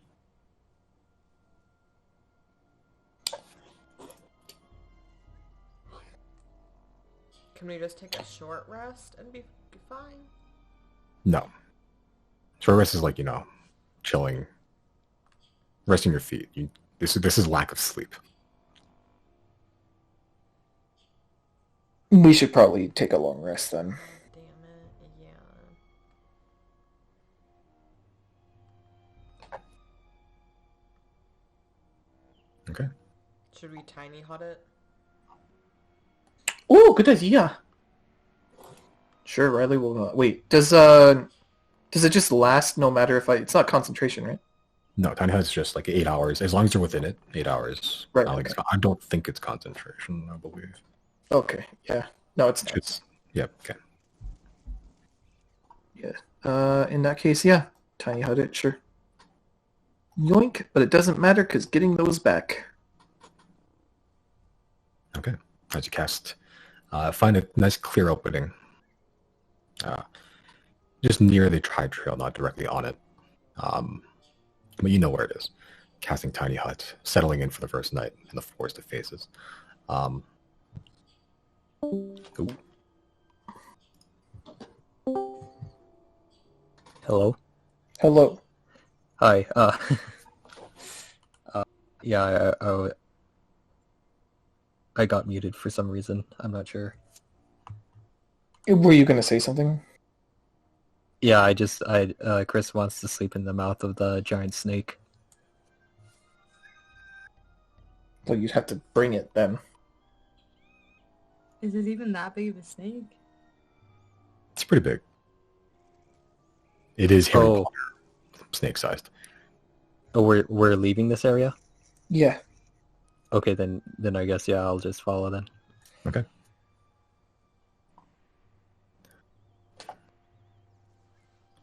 Okay. You set up night. Are you setting up a campfire or no? Just chilling in the hut? Just chill in the hut. Mm-hmm. Okay. Hut has heat, so it's fine. All right. Yeah, fair enough. Yeah, it is like temperature controlled, huh? Yeah, they're sort of setting up for the first night in the Forest of Faces. You sort of see the what little breaks of moonlight through the canopy sort of just light up the creases and cracks of the faces in the tree, casting pretty large shadows on the ground various divots and dents in the faces. It sort of creates like this weird, like shadowy outline of faces that are perpetually staring at you in the dark. It's not a good sight. Jenny, you're kind of used to this. Is it like a full moon? It's like whatever one phase is away from full moon. Not full moon anymore, but it's still pretty bright. Oh, I see. Yeah, the faces weren't unsettling before. They certainly are now.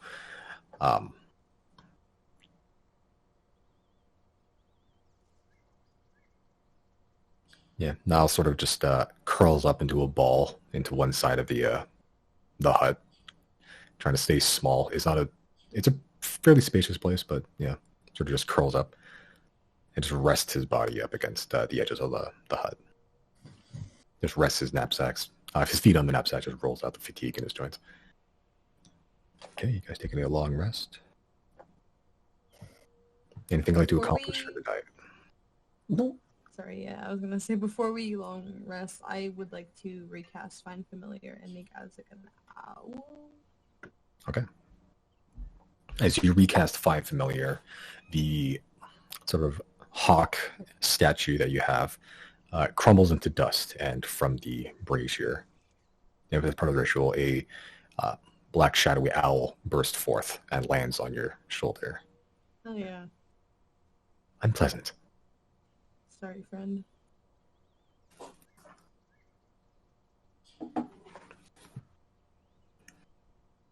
What was it Okay. like when you were a rock?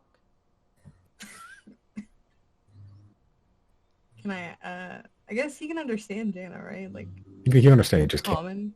Yeah, I he just- just can't talk back. I'll talk for him. The one word he gives back. Yeah. He sort of just goes sudden. That's I rough, stared. buddy. We're glad to have you back. I almost turned to stone. Could you still see everything? Love that we're just ignoring Chris.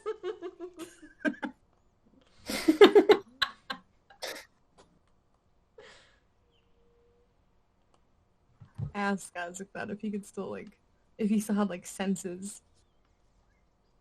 No. It's scary. I'm sorry, bud. Accept it. I give him a little scratch.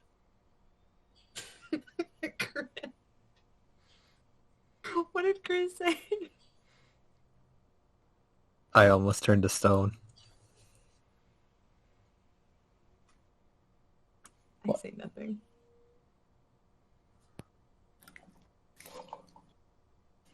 Okay. All right. As you all bed down for the night, wake up a few hours later, the wee hours of the morning, about the same time that you woke up last morning to trek through the forest. Josie, what time do you need to, like, what's the hard limit? I think like we could probably go another hour or two. Okay.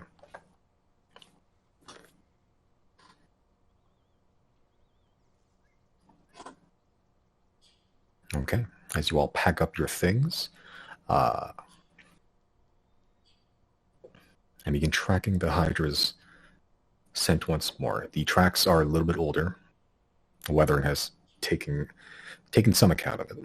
Jana, you can make another survival check with advantage. Niles is helping you. She doesn't need his help, but she'll take it.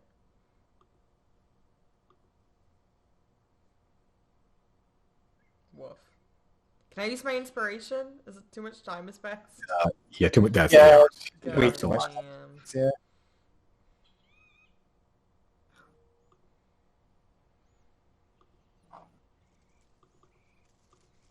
Just a side comment, my entire apartment smells like yeast. Like, strongly yeast.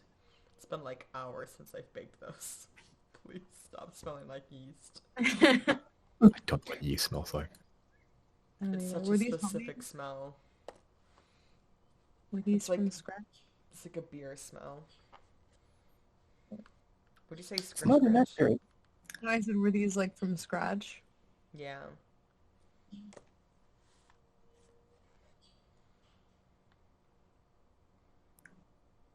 Okay.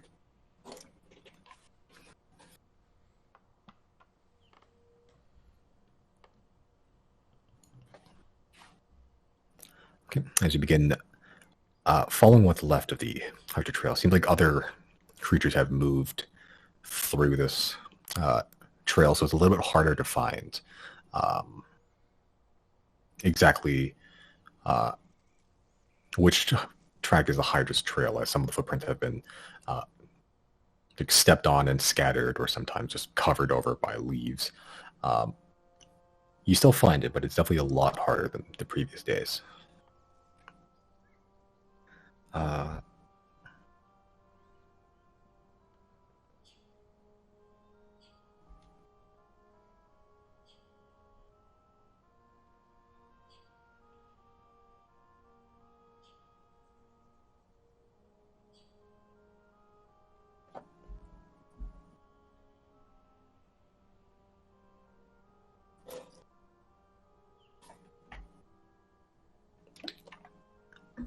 Okay, someone roll a d6 for me, please. Does anyone want to? I'll do it. Nice.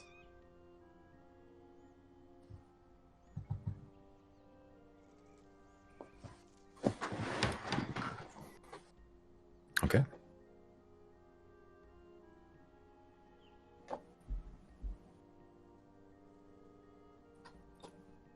Okay. A few hours tracking the Hydra through the forest, you begin just seeing a little bit more of these broken branches and some of even just knocked over trees. Some trees appear to have been melted slightly. And occasionally you do find the odd carcass of a deer or sometimes a limb from some sort of person.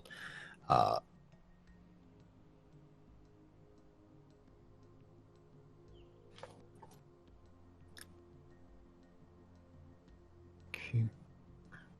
Did, I guess this is like long, a bit late, but did we ever check to see if we saw any like human footprints after we got to that like little campsite? Like, 'cause, like I guess we didn't find like any carcasses or anything, so I don't know if all those people got eaten. I just didn't know if they were just like they split up or something, or if it just ate everybody. I imagine Jenna would probably pick up on something like that, right? Can you say it again? I was just asking if like I know it was Of the like human yesterday now. footprints? Yeah, for human footprints to see if anyone got out of there alive, or I'm just trying to figure out like if it ate everybody or if they all just ran. Wait, out 'Cause, of... I mean, Oh. from his fireflies, because that's the site we came across yesterday, right? It was like the campgrounds where the fireflies should have been at It was a logging camp for the town. for the town. Okay. Yeah. But is that? Did we find like gear and stuff there? Like there was evidence that someone had abandoned it, right? That place would usually be filled with workers, typically. But there wasn't any people there when you got there. There was still like logging gear, axes and like hooks and stuff, carriages to carry logs for horses. You didn't see any military gear. Any footprints that were there were leading towards town. Oh, okay, never mind. I didn't know if we had found like a. Okay, yeah, that's fine.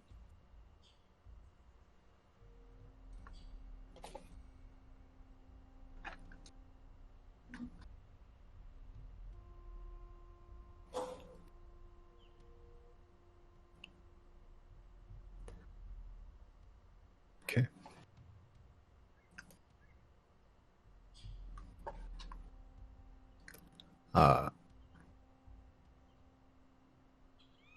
As you're sort of following this trail, you notice a more scattering of weapons and armor here. No bodies specifically here. No blood. But the weapons and armor are just sort of staked in the ground or just resting on the ground. There's arrows, there's swords, the occasional woodcutter's axe, a few copper But there's just a lot of just just like metal random objects here. Like there's nails, like log hooks that people use to just carry logs by hand. Does this look like stuff from like Chris's people and not Jana's people? They look pretty modern. Okay. Yeah.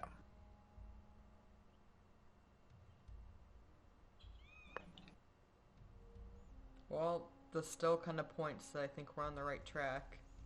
Path of destruction. As you're sort of just contemplating, looking at these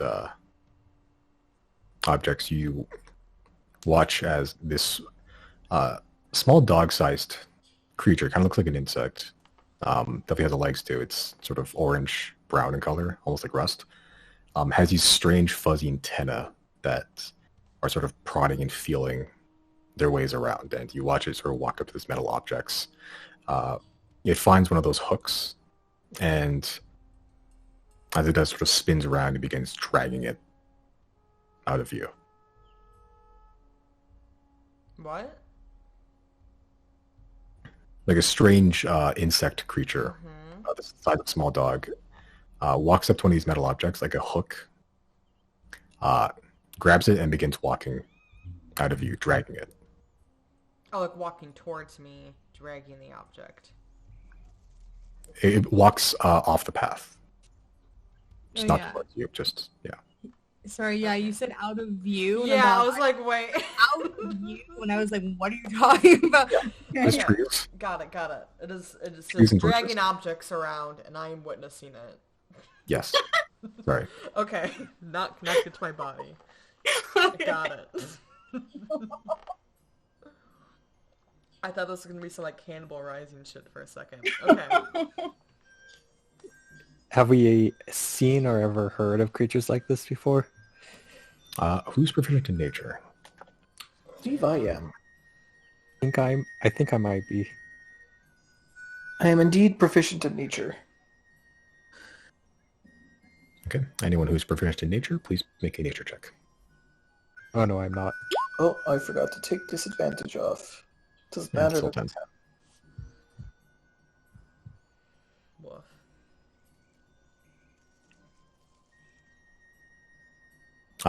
Yeah, you don't know what this is.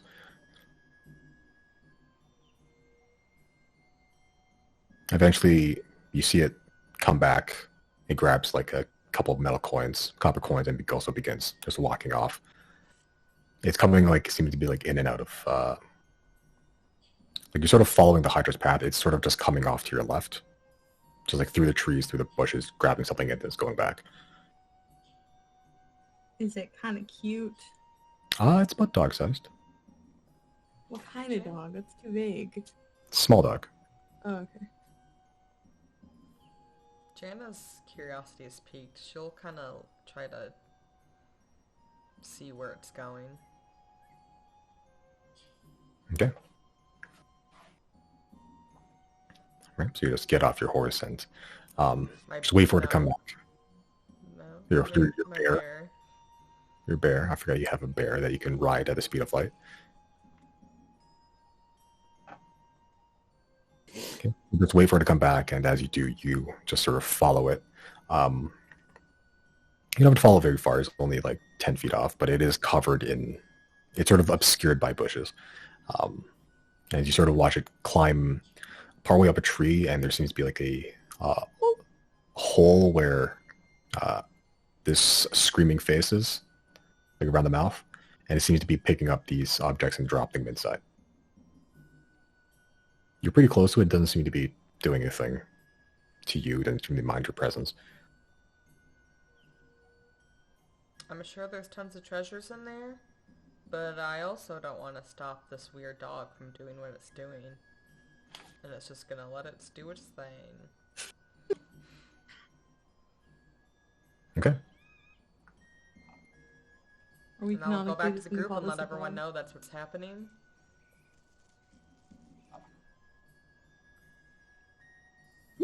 Just steer clear then, yeah? Not our business.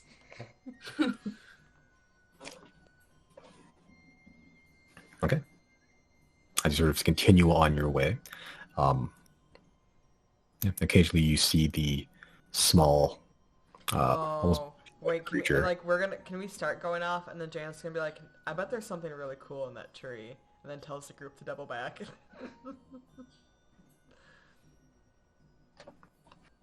Sorry. Can we, Janet wants to ask Zero, I know Azek just risked his life. Could Azek like fly into the tree and get a good look to see like how much stuff is down there? What if there's just one really cool object? It's going inside the tree. Yeah, the way I understood it, there's like a big hole that's like that, like it's a face tree, right? But it's like their mouth is open, and that's the hole they're dropping stuff down. How low to the ground is it? Is it like at the base of the tree, or is it in the middle? It's about 5 feet up, give or take. You could just walk up and stick your head to it if you want to. Oh, someone could have left Jan up and she'll look. Yeah, I'll wait for the bug thing to like scurry away, and then I'll head over there with Jana and give her a lift. We always gotta look, right?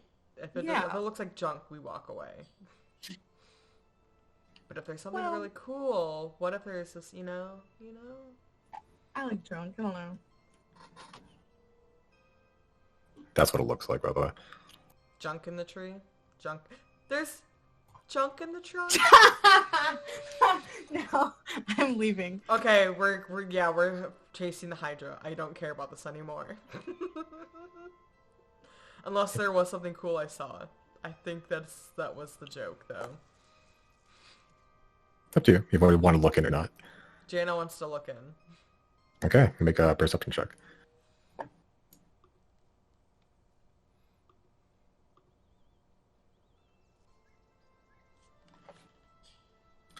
You see a lot of metal objects.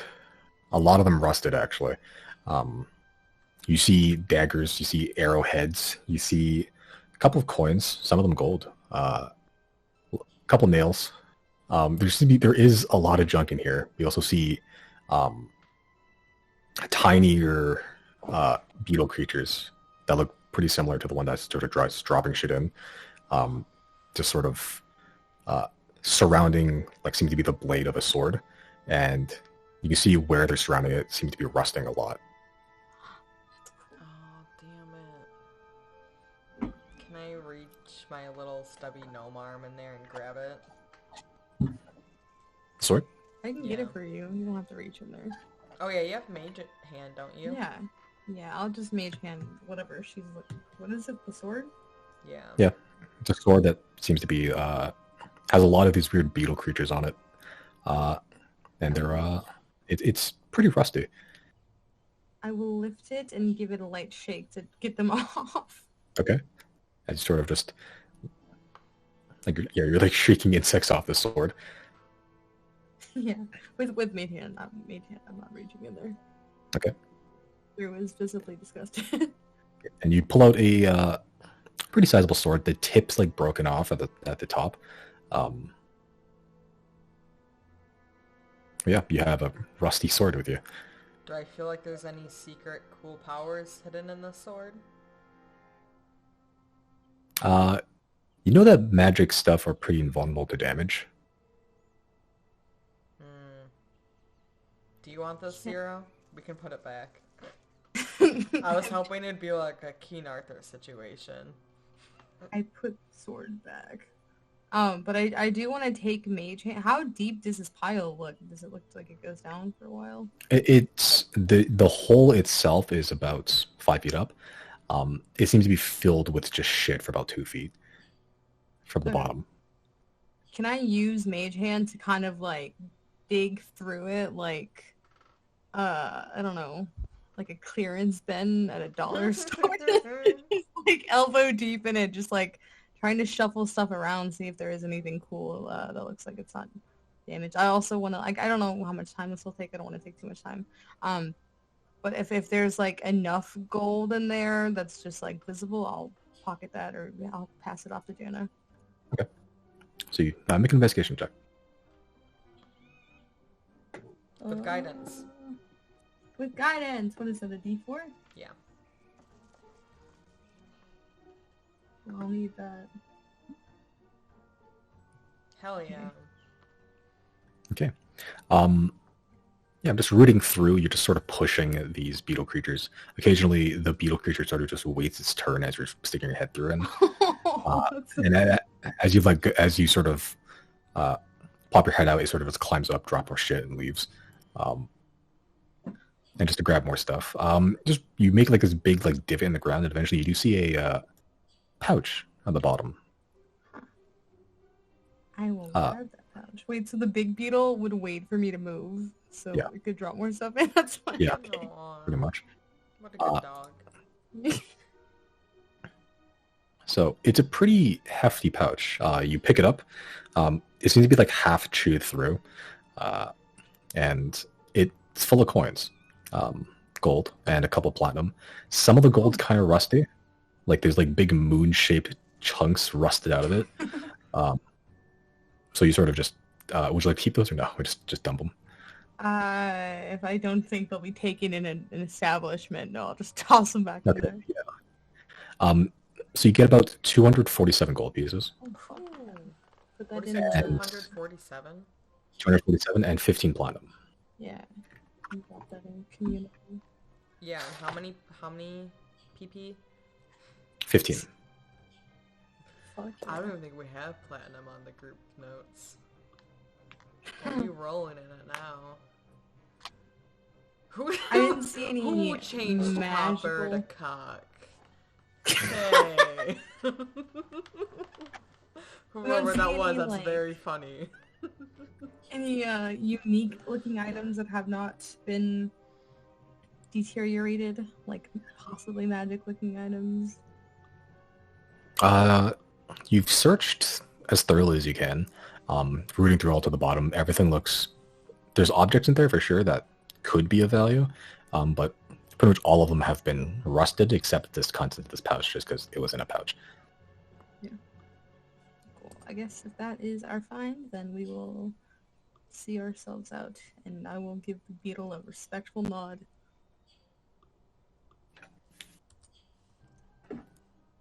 All right. Now a couple gold richer. Oh yeah.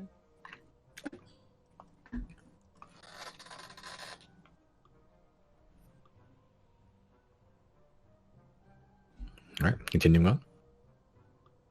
Yeah.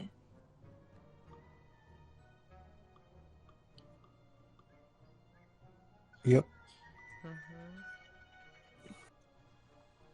Continue on for another couple of hours. You do have to stop every so often, for about like 20 minutes, to try to situate yourself where the Hydra goes, because sometimes the trail does branch, and with the age of the trail, it's sometimes not very clear which way it went. But you do find trails that you are confident that the Hydra had left. What do you mean, like, left? Tracks, broken objects that only something a Hydra's mask could break, and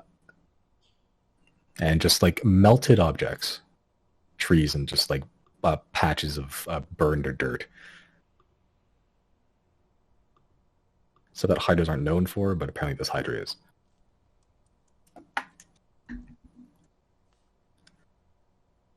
Okay, but eventually the day gets dark again. Little bit curious that we haven't seen any of the fireflies yet. We're quite far out.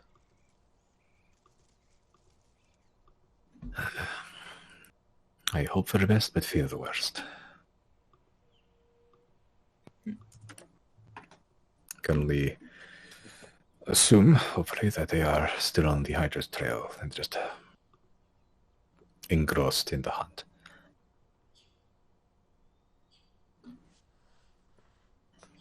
Has Jana seen like human footprints? Not so far, no. I meant like ever. Yeah. Yeah, just ever. You don't know what a human is. Mm-mm. Do you even track, Jana? Okay. All right. Night falls. Would you like to long rest? Or would you like to continue?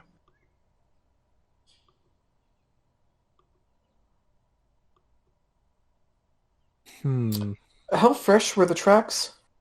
Oh god. Oh, they're rotten. They're relatively fresh, but they're aged. Like they're not like 8 months old, but they are. Within like a day They're not. or two. Yeah. Within. Not even, like if it was a day or two, that would still be relatively fresh. Couple days. I'd say I don't like this, but maybe let's, since we're like a couple days behind, like press on through the night. And then rest up when we feel like we're closer. What if I we can go for a bit of a strenuous trek, I suppose. Yeah, I think. what if we go full speed with our horses during the night? That is. Did you we forget should how much not wildlife do is that. around here? Yeah. Yeah, it's the middle of the night and we. In a really dangerous forest. Let's not do that. Wherever we, I don't know. I guess we can just travel until we see some more recent evidence that the Hydra is pretty close by, and then we can tiny hut it and take a nap. And Yeah. Let's go until we start feeling exhausted. Okay, continuing on. Jan, make another survival check for night tracking. Do I get advantage because the dude Niles? Yeah, actually, yeah, forgot about that. Yes. Man, this dude sucks. It's not Jana's fault. damn Niles. Yeah, like you're on the trail. Like you find something that could be really good, and then he sort of, as you sort of asks like, "Yo, what's up?" He steps on the trail. Aw. Jana's like trying to not act like she's frustrated, like you're learning. This is how you learn. But she's like gritted teeth. Like sticks his finger in his mouth. He holds up to the wind. I think that's like this. As Yeah. we're traveling during the night, I want to also send Azek up ahead. Okay. Scouting, I guess, for anything big. Or Okay. Make a perception check.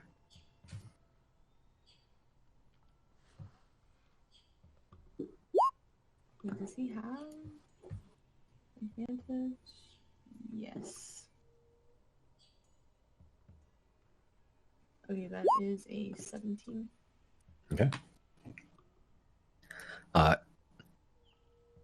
In a forest devoid of civilization, it's not hard to spot the very telltale sign of a fireplace, which Azek does spot a small column of smoke, a very dim orange light, and a small cluster of trees, not that far from you.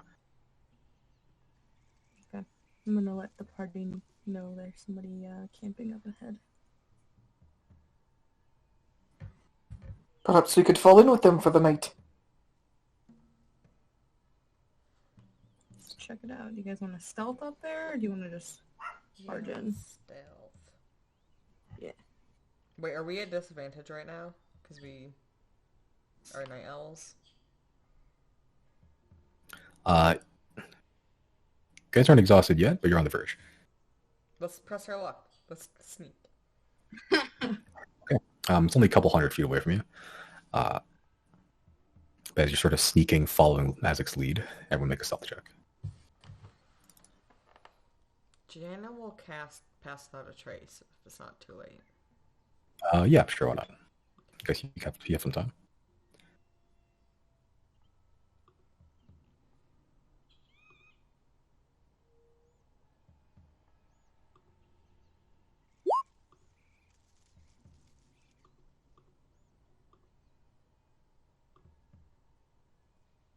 Okay. As the shadows almost jump up and cling to your clothes and your skin, you are just unlocked characters in a fighting game right now. Yeah, you are sticking very well to the shadows. You even amongst yourselves, at the moment you walk like through a moonbeam peeking through the tops of canopies, and then walk back in the shadows, you basically become invisible. As you sort of creep very closer and closer to this fireplace, some of you do eventually see the dull, very faint glow, orange glow, flickering glow of fire. You also see blood, fresh but dried. You also see a lot of long swords, some axes. Some of them are shattered. Some are shattered and have like these weird, like acidic pock marks in the metal. You'll see a couple of bodies as well. How far away are we? From this point, probably about 40 feet away from this. Okay. I'd like to try and do detect magic, but I'll do it as a ritual. Okay, so I'll take 10 minutes. Okay. Are you going to wait for the detect magic to pop, or you guys want to continue on ahead? I think Riley will sneak up to about 30 feet. Okay. Try and get a closer look at like the bodies, see if there's any alive. Yeah, I'll just follow Riley. Yeah, same. I like how Chris takes a moment to like, I don't know, it's like he's doing a background check on the people he's about to meet before he goes up to pick up. Okay. So as Chris, you're in the dirt, scribing your arcane sigils around you, ready to pop detect magic, the party continues off without you. As you get closer to the bodies, you see that they are dressed in breastplates. And as Niall sees this, he gets a little bit closer, eyes squinted. As he sort of gets up close to one of these bodies and sort of turns it over. And he sort of looks towards the orange fire. He grabs one of the swords and inspects it. And he sort of just creeps back to you, the party that went ahead, and sort of just crouches down, eyes the dirt. Those were some of my fireflies. Yeah, I had a feeling they might be. So what, are they all dead then? There were more that came out here. There's only a few bodies. I don't know if that fire over there is them or something else.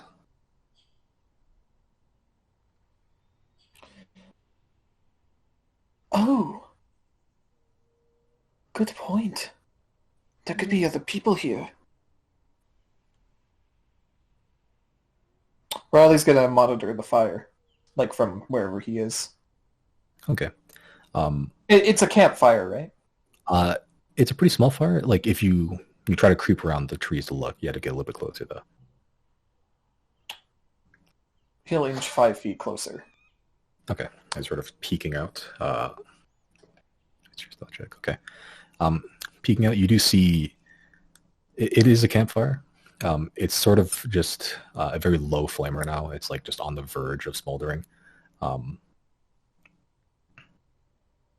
But you don't see people around it. At least not from this distance. Yeah, and there is a tight cluster of trees here, so you don't have full visibility. Would throwing a wind blast at it ignite it more, or would that put it out? Hard to tell.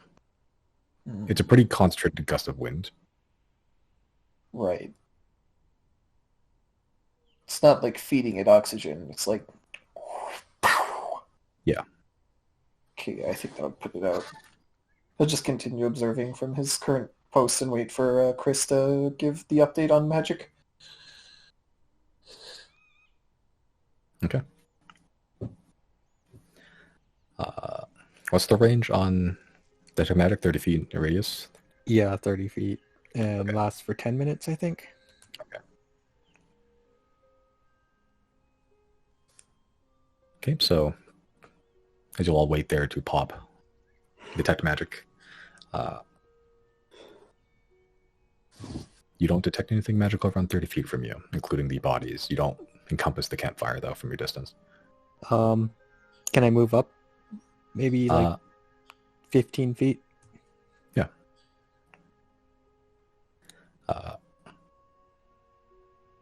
So you get a little bit closer. Like pretty close. You watch Riley as Chris sort of just sneaks up, snake crawls in front of you, sort of huddles behind a tree. Still no detect magic that's out of the ordinary.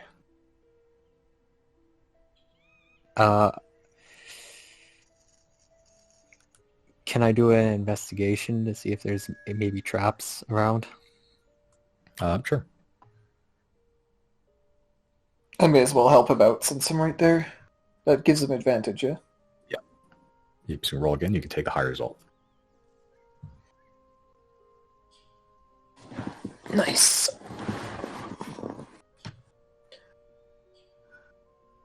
Okay. Looking around, trying to look for any tripwires, any false floors, any like cisgerated piles of leaves that just don't belong. Don't see any of that. I'll move up closer to the fire, maybe 5 more feet. Okay, at this point you're about 10 feet away from it. From your distance, you can hear pretty heavy breathing. And you see blood sort of, that looks like it's been dragged from that trail, like upwards to this campfire. A couple of the trees have bloody handprints on them as well. I'll go towards the heavy breathing. Okay. You go towards the heavy breathing just straight up, not sneaking, or what? Yeah, I'll do some sneaking. Probably, yeah. Right, so you're pretty close. Making a new stealth check for me.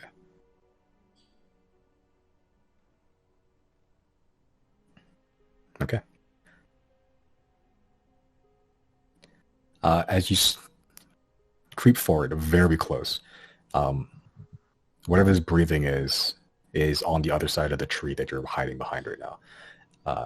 You sort of peek around and you see 4 people. Well, 3 visibly. You see one younger human man, sort of bright orange, messy hair, with a chin-strap beard, sort of just keeping an eye out behind this cluster of trees that's sort of obscuring most vision for them, but also obscuring them from everything else around. They're sort of just like 5-10 feet away from the campfire, so they're not immediately visible. Sort of was holding a sword at his side, just keeping an eye out. You see one person resting up against another tree.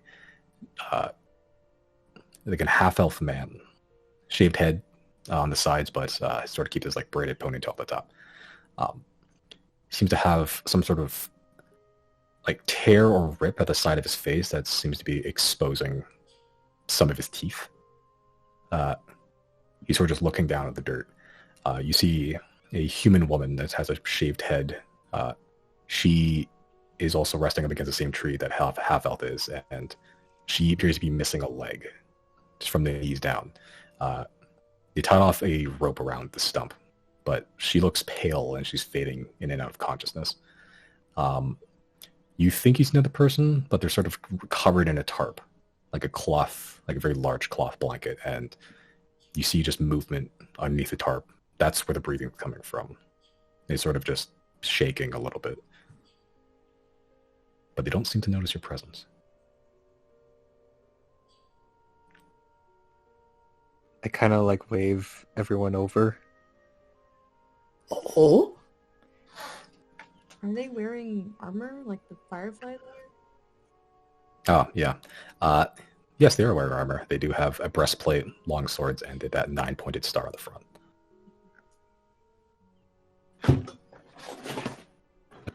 Yeah, I'll wave everyone over, and determine what we'll do, I guess.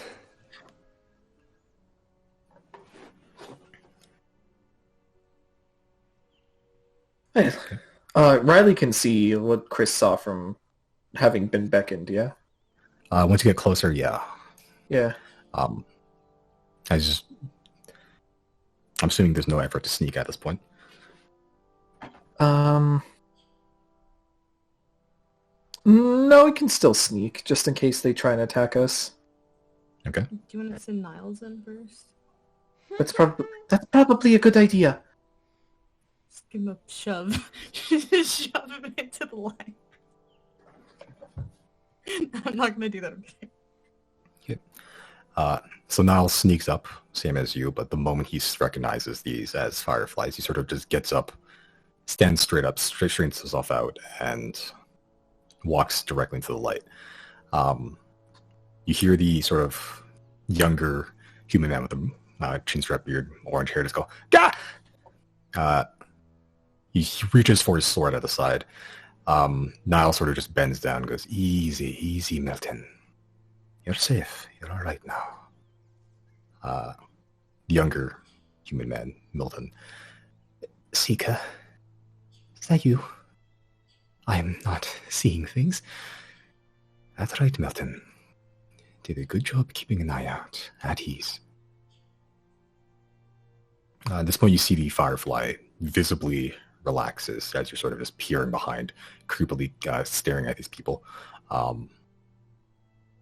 And at this point, you all hear this labored breathing, this heavy, pained breathing from this tarp. Hasn't stopped. And it's coming from this large cloth tarp that apparently someone's underneath. Everyone here seems to have some wounds except the orange kid with hair. How like big is the the camp radius? It's not too big. Like total, like if the center of the camp is the campfire, probably like 15, 20 feet. Yeah, Riley's dropping a mass cure wounds in the middle of it then. Boink. Aww. And boink. Are you revealing yourself? Yeah,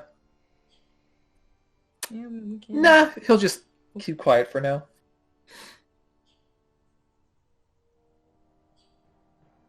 Okay. As you cast Mass Cure Wounds, you hear this labored breathing that just goes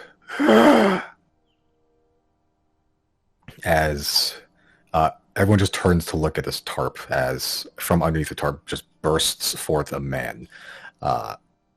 You see that, like, as he sort of looks at his hand, you see that he is visibly burned. Not with fire. This looks like his flesh melted, like almost entirely off his body, as some of it begins to reform. Not all of it. There's still patches of hair that have just completely singed off. They're just clumps on the top of his head now. He kind of looks like Deadpool, like from the movies at this point. Like even with the healing, it's not going to go away that easy.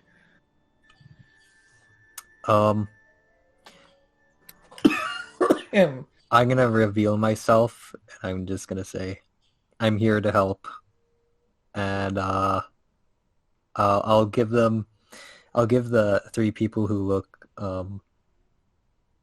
damaged the healing potions that Cora gave me, like the regular ones. Okay. The human man with the orange hair, Milton, the moment you show up, he sort of puts his hands on his sword again, like about to just cut a foo. Niall sort of just puts his hands on his shoulder and just, with eye contact, tells him it's all right. As Milton sort of just relaxes again. Thank you, Mr. Chrysostomus. Sosthenes. Take it you're working with the Seeker here? Yes, we're helping him. Well, actually, locate you guys. This is much appreciated.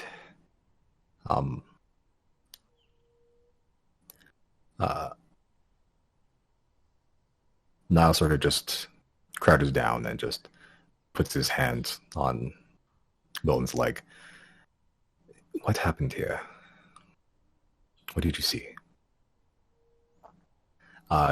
Chris, you can see at this point, like, tears are beginning to, like, form out of this kid's eyes. Seeker, they're all dead. Ryan, Lauren, Keegan, they're all dead. It's just us now. What are we supposed to do, Seeker? Niall sort of just claps him by his shoulders. Milton, can you stand? Yes. Suppose the others can now. As with the mass cure wounds you dropped, Riley, all of the people seem to be in better condition. They're not like life-threatening wounds anymore. They also haven't fully healed as well. But they are healthy enough to at least stand as they all begin to very clumsily, most of them, especially the one with one leg, stand up to 1 foot, and just square up the chest towards Seeker Nowzord. Horus, he managed to get a good stab on the Hydra, but when the Hydra bled, he, well, melted from head to toe. Now sort of just walks over to the man that stood up from the tarp and begins inspecting wounds. The man doesn't seem to be, like, is visibly in pain still, and even from, like, the touch of Niles, still, like, recoils and winces, but sort of just bears through it.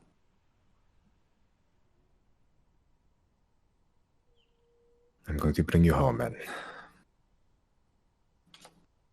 Niles at this point turns away and finds the rest of you. Xodiacs. Forgive me for changing the mission, but I must escort what remains of my men to safety.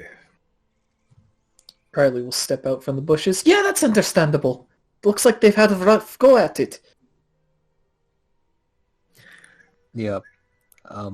Before you go, though, yeah, I'll just give them the 3 healing potions. Now sort of takes it from you. Yeah. This is much appreciated, Chrysostomus. Do you intend to face down the Hydra by yourselves? Well, we can't very well leave it rampaging the town right there, can we? Fair enough. I cannot professionally recommend facing the Hydra alone. But you are not of the pure soul dogma, so I cannot stop you either. The trail is getting closer to the Hydra. If we do not strike now, it may slip away again until it attacks once more, killing even more innocents. I am tasked with hunting monsters. That is all I know. That is all I was trained to do. Yet I cannot blindly follow my duties while my fireflies are still in danger. Should you find the Hydra and return victorious, I, Seeker Nowzord, will be forever in your debt.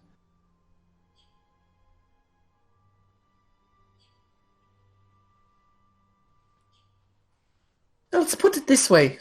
We haven't failed at much yet. Don't intend to start the streak now.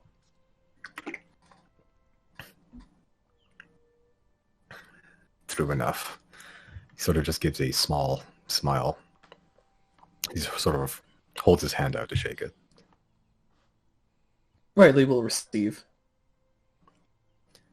Okay. As he holds his hand out for each and every one of you. While I shake it, I'll salute as well. Zuri, would you like to shake his hand? Yeah, I'll shake his Okay. As shakes all your hands, he steps away for a moment,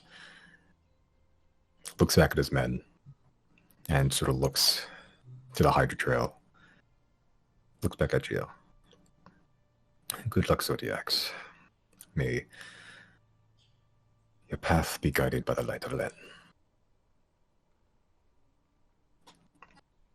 He begins to walk off further into the night. His men, his fireflies, trailing slowly behind him as they sort of just make eye contact with pretty much all of you. Surprised that you were there. Some of them sort of spot you, Zero, and their eyes widen and they give a much wider berth around you. Oh, okay.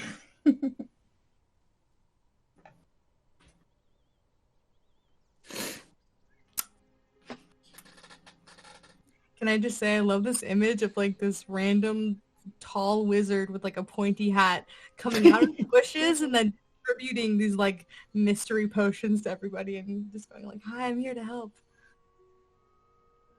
Chris is great.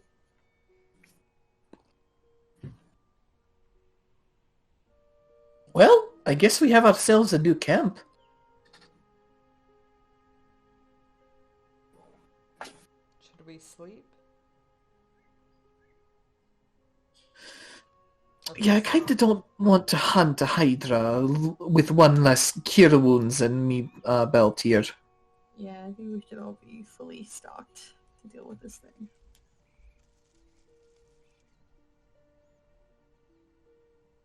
Yeah, I think we're on the verge of being exhausted.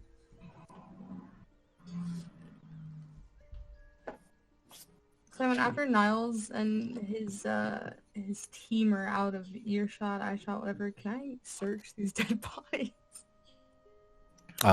Yeah, if you'd like to. Okay, make an investigation check.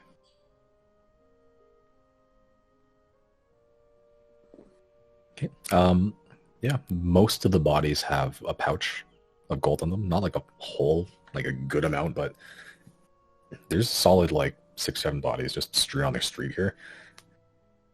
So it adds up. Probably get about 54 gold out of the whole thing. You also get, if you want, some like daggers, a couple long swords. Most of them had a very cheap but shiny, like sort of brass 9-pointed star, like as a pendant or just like a badge somewhere. Yeah, I'll take the gold and pass it off to Jana, and I'll just say like, they won't need this anymore, and then I'll take like 4 daggers. Okay.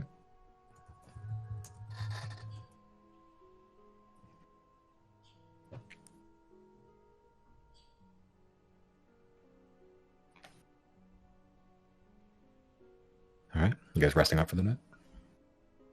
It appears so.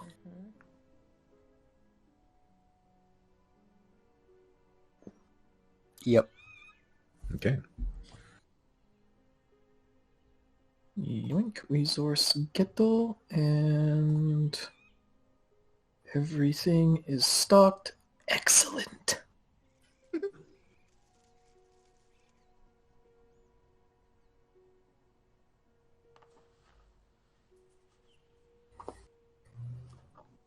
Okay.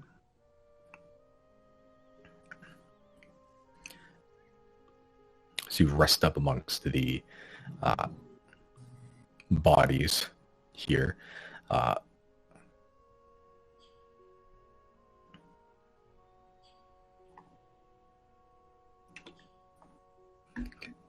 Eventually morning comes.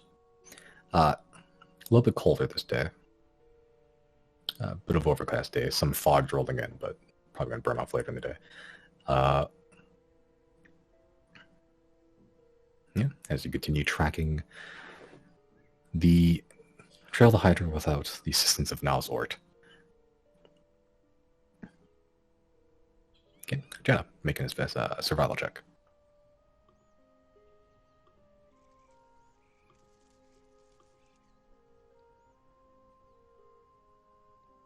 Oh. Okay.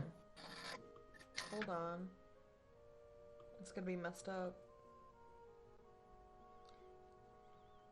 So it's really, we can ignore the 12, but it's really 15 because the dude, Niles.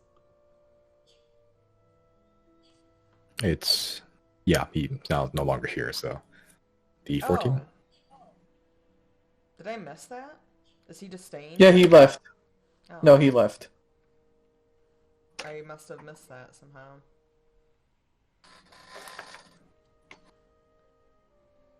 Yeah, just Okay. the party, Zodiacs. He took his injured and went back to town. Or he's going back to town. Okay. Wait, when did he get injured?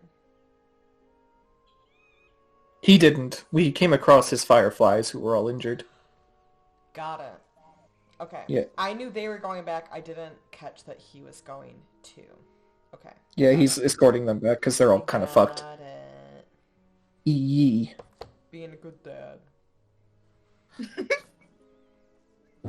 Okay. I'm caught up. I don't know how I... Okay. Yeah. Okay. 14. 14. Not terrible. Not.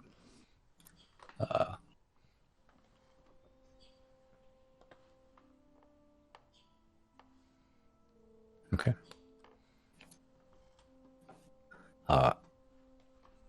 Okay, you find a little bit of a fresher trail.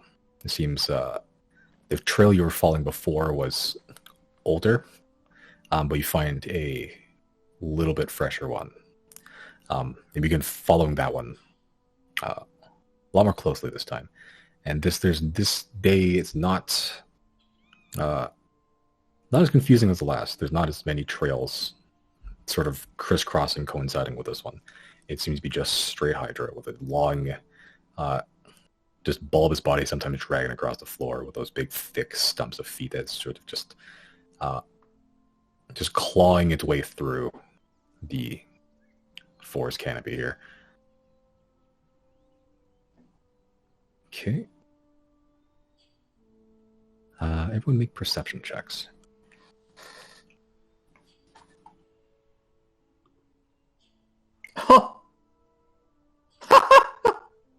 Oh, that's funny.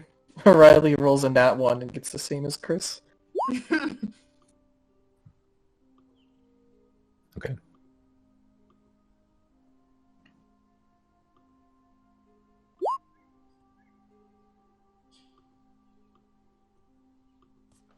Okay.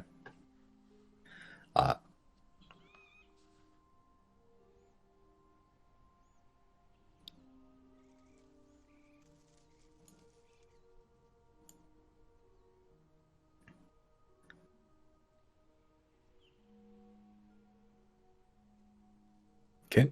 You begin following the trail for a good couple of hours. Day's still a bit overcast. The trail eventually leads to a fairly large pond. As the trail goes from these scattered footprints to very well-trodden earth and dirt. Packed in, no grass has grown here for a long time, just due to traffic. Zeri's sort of looking up, and there was a couple birds just strewn about, normal birds. There's a big scattering here. They kind of look like crows.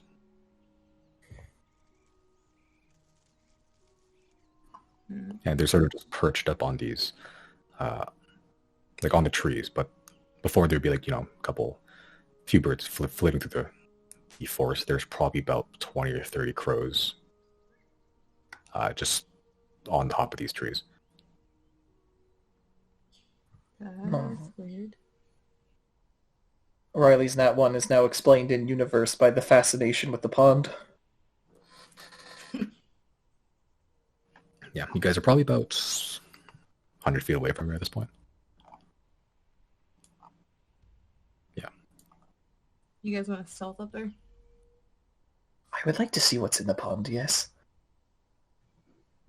But stealthily, right? Well, of course.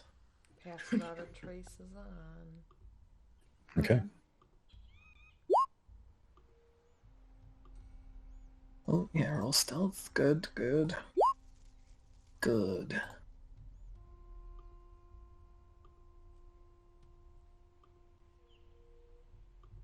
god, I can't roll to save my life.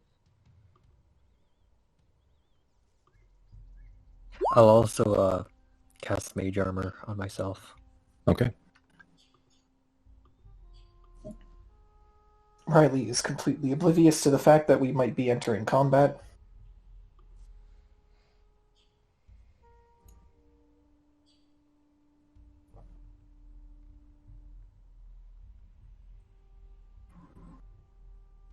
Okay, as you all sort of stealth up there. So you get ever closer and closer to the pond. As you get closer, it looks not healthy. It's not like a clear color or blue color that you normally expect. It's like this brackish brown-green. Like it's just been like mudded and just churned for years is what it looks like. You can't see anything in it. Let's see here.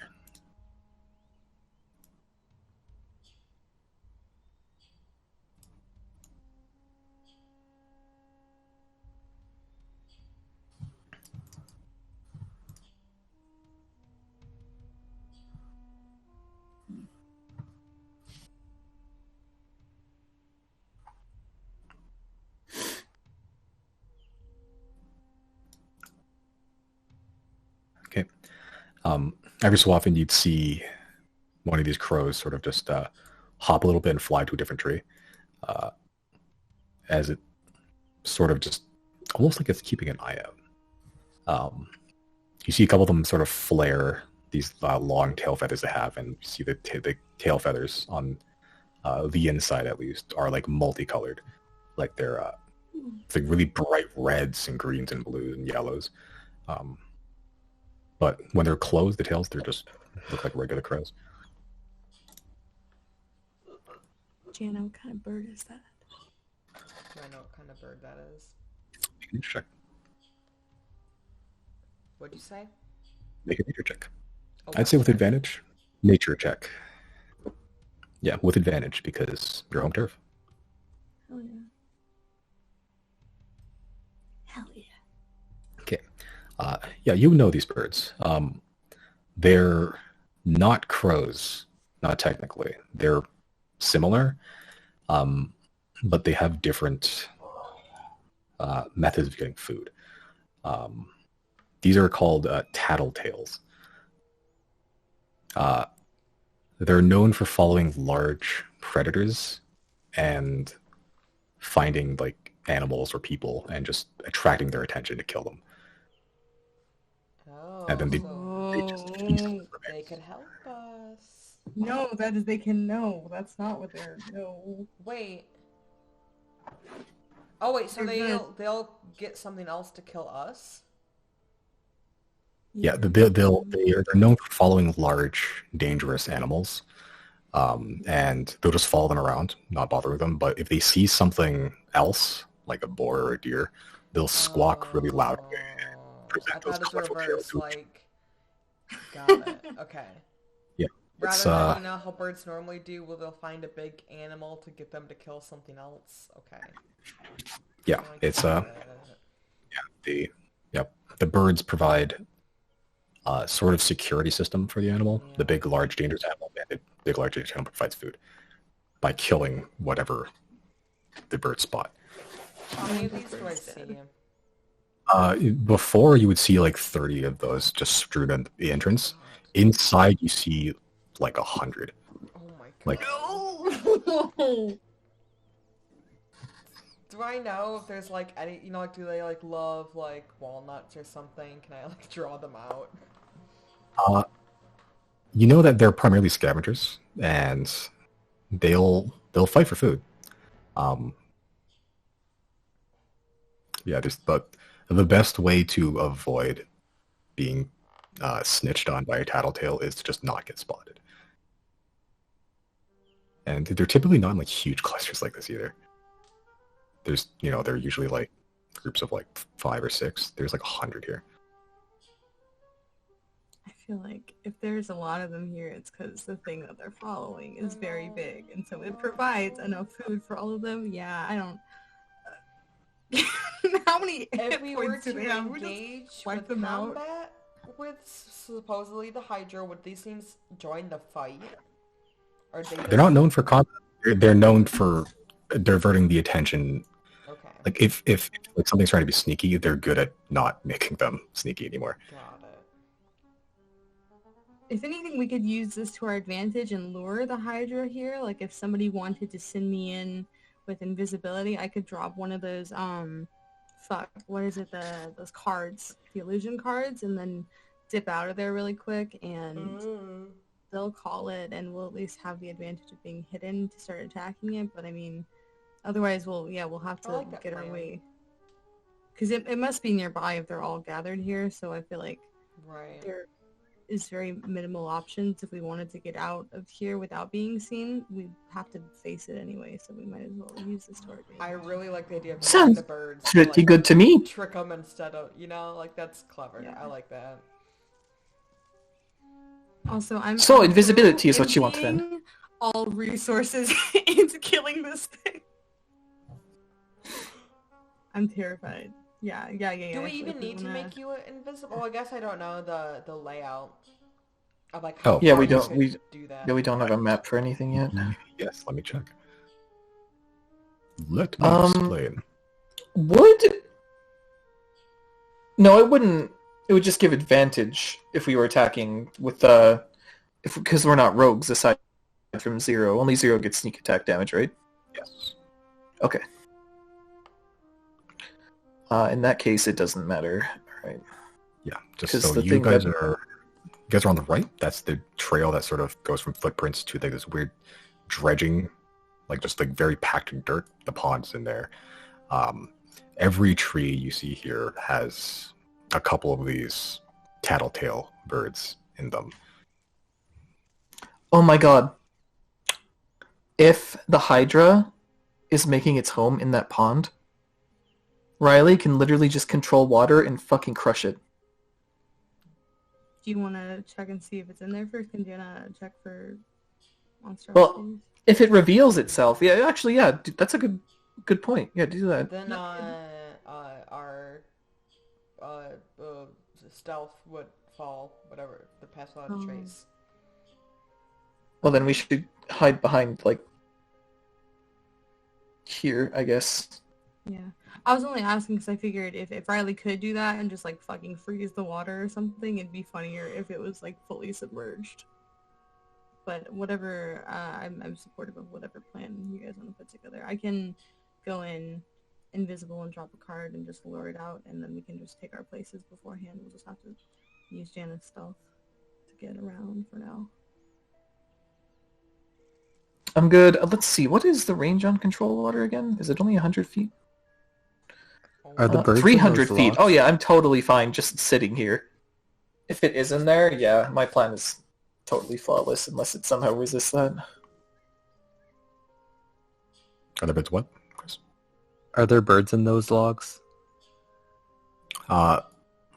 In the logs, from your position, you don't know. There's not any on the logs, but on the trees for sure. But you guys rolled good enough on stealth that you weren't immediately spotted. I'm gonna try and go inside the log.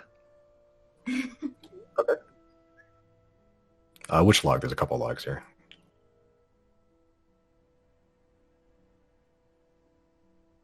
Just right there in this log, and just kind of like peek my head out. Sure, I'll see you're in the log, right there. What water spell does Riley have? Is it just Control water.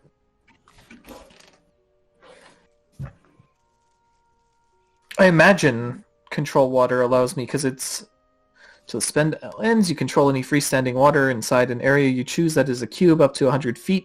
You can choose from any of the following effects. Let's see. Flood, use the water, cause the water level of all standing water to rise as much as 20 feet.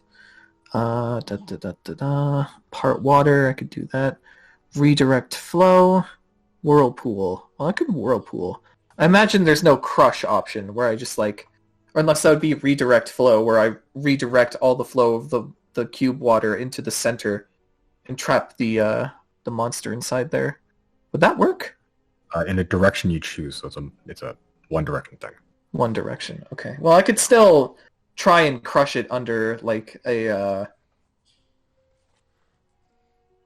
I could like bring it up and then like slam it down, and have the flow redirected that way. If anything, that could also be useful like during combat if you wanted to like, I don't know how many fucking heads it has at this point, but like I feel like if you use some of the water to like obscure its vision or just like only in case its head's in it, those are where the attacks come from. Maybe that'll help like either give it disadvantage at like sight, or maybe it'll like, I don't know, like make the attacks less effective if it has to like come through 5 feet of water to get to us. But I don't know. I plan on not going for any of the heads. If that's just gonna dig us a bigger hole, I'm gonna try to just go for the torso. All right. Well, I think if we are good with losing Pass Without a Trace, I'll confirm whether or not it's in there. Well, I'm good. Yeah, I'm hit. I'm like at least obscured by something and pretty far away from like any line of attack. So, and should I need an emergency eject button, I have many options. I don't know, Jane. That's up to you. I think you were the one with the lowest stealth roll, so I guess I'm just gonna hide behind this log with Chris. Okay. I'm inside it.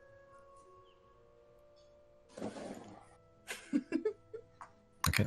Zero, you're just gonna stand right there. You're okay with that? No, I'm just gonna hide over here next to Riley. Okay. Then I will spend a minute to do primeval awareness. Okay. I'll say everyone make new stealth checks without the -10 or without the +10. Sure.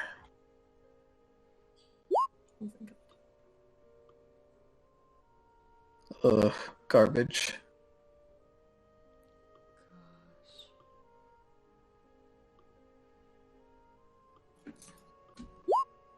Thank you, Giorgio.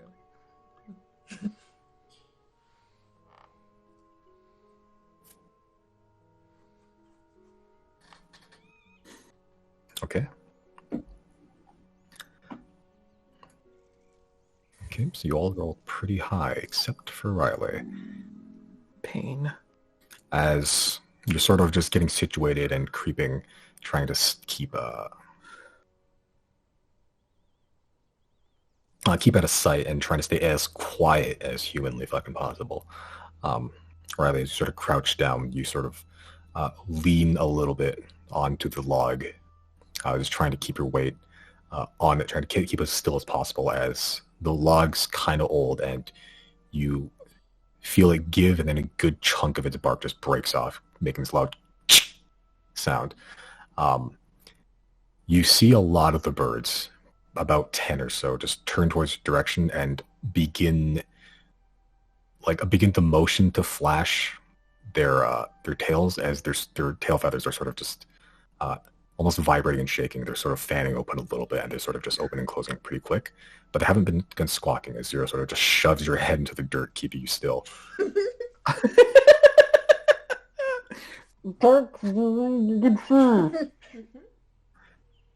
I'm like with my face against Riley's neck. Shut the fuck up. Everyone rolled high enough that that's the one failure is not enough to attract the tattletales squawking. Okay. Oh yeah. Now listen. It's not my fault. The dice said what the dice said. Punished Riley. I'm assuming at least one of these crows did like the, what was that? Oh, I guess it was nothing. Like a little bit. Guess it was nothing. Yeah. And you have to speak with animals, Jenna, and then like one of them goes like, "Must have been my imagination." I'll walk over here and not come back for a while. Just a box.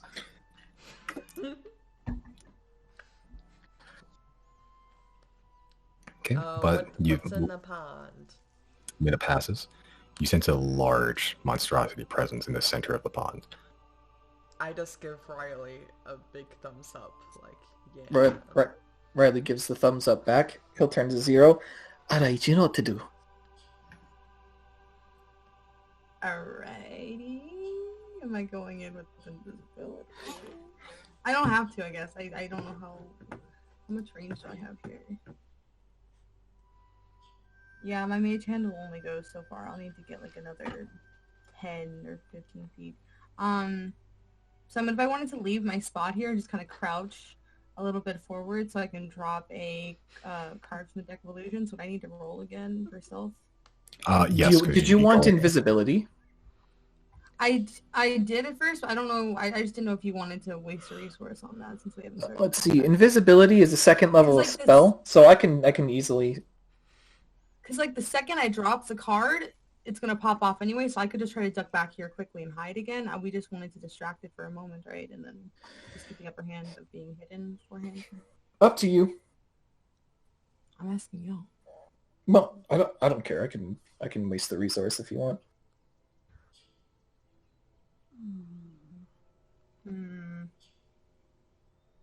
I think the second I put the card down, they're probably going to start yelling. I think I'll just try to risk taking cover behind a tree. You could always... Oh, yeah, you know what? You could always blink back boots as well. Oh, yeah, what the fuck? Okay, yeah.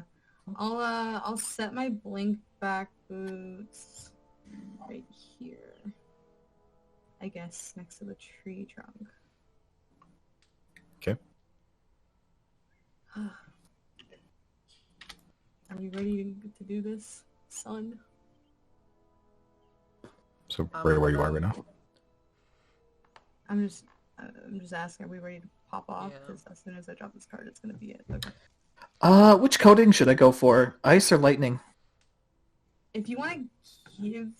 Actually, no, never mind. I was going to say, if you want to give me a second, I can try to do like some sort of check on this to see if I know of any like weaknesses or something, but I think I'll better... I don't know. Is that an option I have, Simon, or is that only through like leech information to see if it has any like immunities or vulnerabilities? Hello. Oh. Hello. Hi. Like, Mills, can you hear us? I don't think he can hear us. Brandon? Yeah, okay. I'm gonna... Oh, hello? Hello? Hello. How much Hello? did you miss? No. Oh, for Okay. God's sake. All of it. Okay. Okay, well, he's sorting that out. I'm gonna... Hello? Hello? Brandon? Can you hear us? Oh no. Hello. Okay, I can hear. Okay. Okay. Oh my god. I'm gonna piss myself when we do all this, and like, instead of the Hydra, like, out of the mud comes like a crystalline rambler. You can take it. Frog Hemoth. God. Luca. Not unreasonable considering the situation. Okay. Hi, nice to meet you again. Okay. Fuck. I guess I will kind of squeeze past Riley and get like I want to continue to try to stealth and crouch like hold on.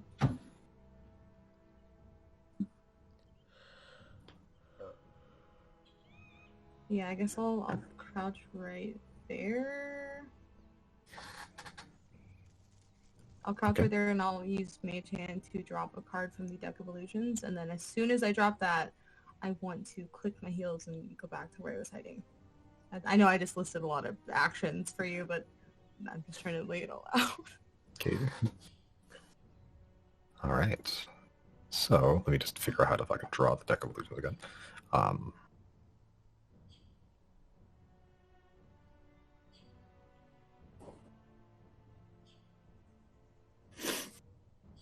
Okay. So right there. Yeah, pretty much it. Okay. This card is gone apparently. Well, that's not good. What does that mean? I flipped it and it's not there. Weird. But yeah, as soon as I drop it, I'm gonna hit my blink back boots and hide again. This is getting out of hand. What the fuck? I can't. Do you see what card is there? I don't see it. It's just there a was card. two cards, now It's- there's that card. Yeah, it's not turned over. I don't see the other one anymore. Yeah, it Yeah, it's disappeared. gone. Does it like go underneath the map? Is it like on a different layer? No, it shouldn't be. This is some fresh bullshit. Okay. First.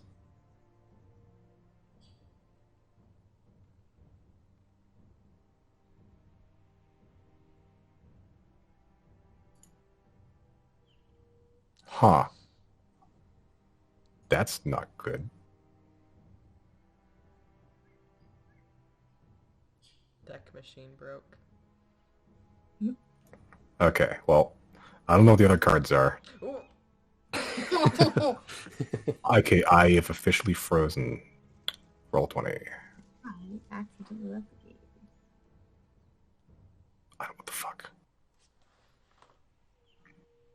I don't know what these cards are. I'm gonna fucking. Okay. Nope, so it doesn't work. Okay.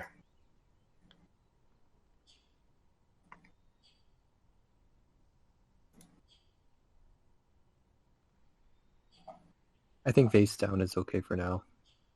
Well, I don't know what card is, what it is, to figure out what.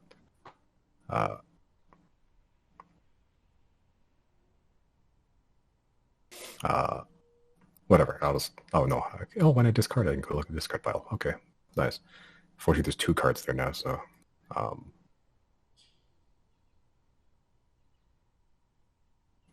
me just check what's.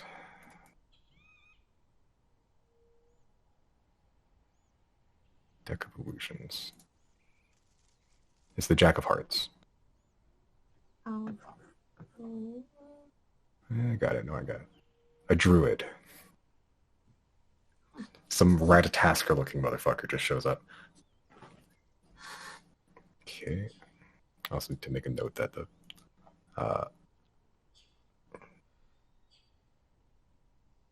Jack of Also, Hearts. did we ever decide if it makes sound or not? Because I think the official rules never said anything, and it was just up to like I think we had already tried to go over this before, and it was like up to DM interpretation.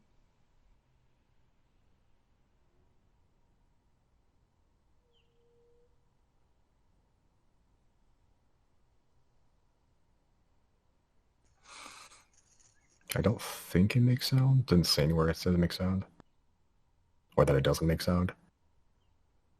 Yeah, that was the issue. It never specified whether it did or didn't. So I don't know. I had just seen that some people had discussed it and said that the DM was like that.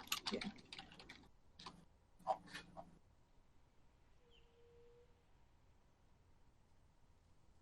Okay, I'm gonna say that it doesn't make sound, because usually if it's supposed to make sound, it'll say it'll make sound. Okay. Yeah, but if you throw the card onto the use Major Hand to place it over there, and as you do this, fairly tall, just like a woman just covered in like the bones of animals and like leaves, like a dress made of like this like twigs and just like autumn leaves, just shows up there and begins what looks to be like casting a spell. She's like wearing like this like almost like the helmet made of like an ox skull on her head, like real Witcher 3 shit, and you also teleported back there. Okay, and the moment that this woman shows up, all the birds go apeshit. You see bright red, yellow, blue, green tail feathers flashing violently, like just going closing and opening, and then just a lot of squawks, like it's almost deafening. The moment that happens, from the center of the pond, you see this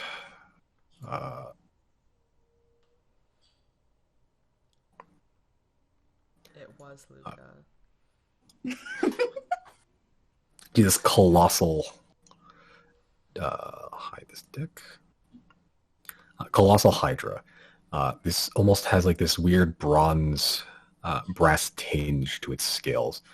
Its snout's shaped like the beak of an eagle almost. As its 5 heads begin whipping around violently. You can see that from between the scales, this almost brown-yellow liquid is seeping out. As it moves, you can hear the scales scrape together and almost make this creaking, rusty sound as it emerges from the center of the pond. And all of its heads... well, let me make a perception check.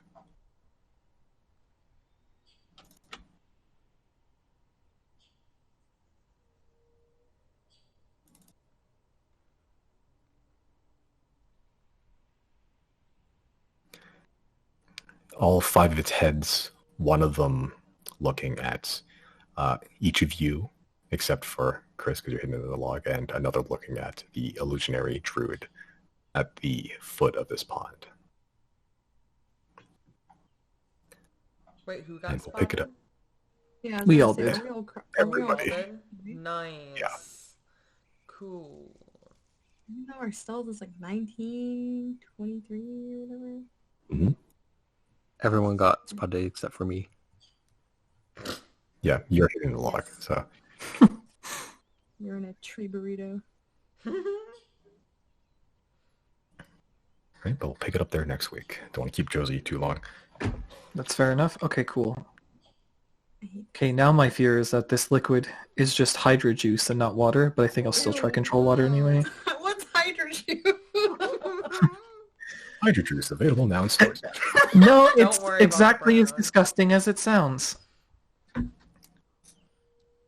they're nasty.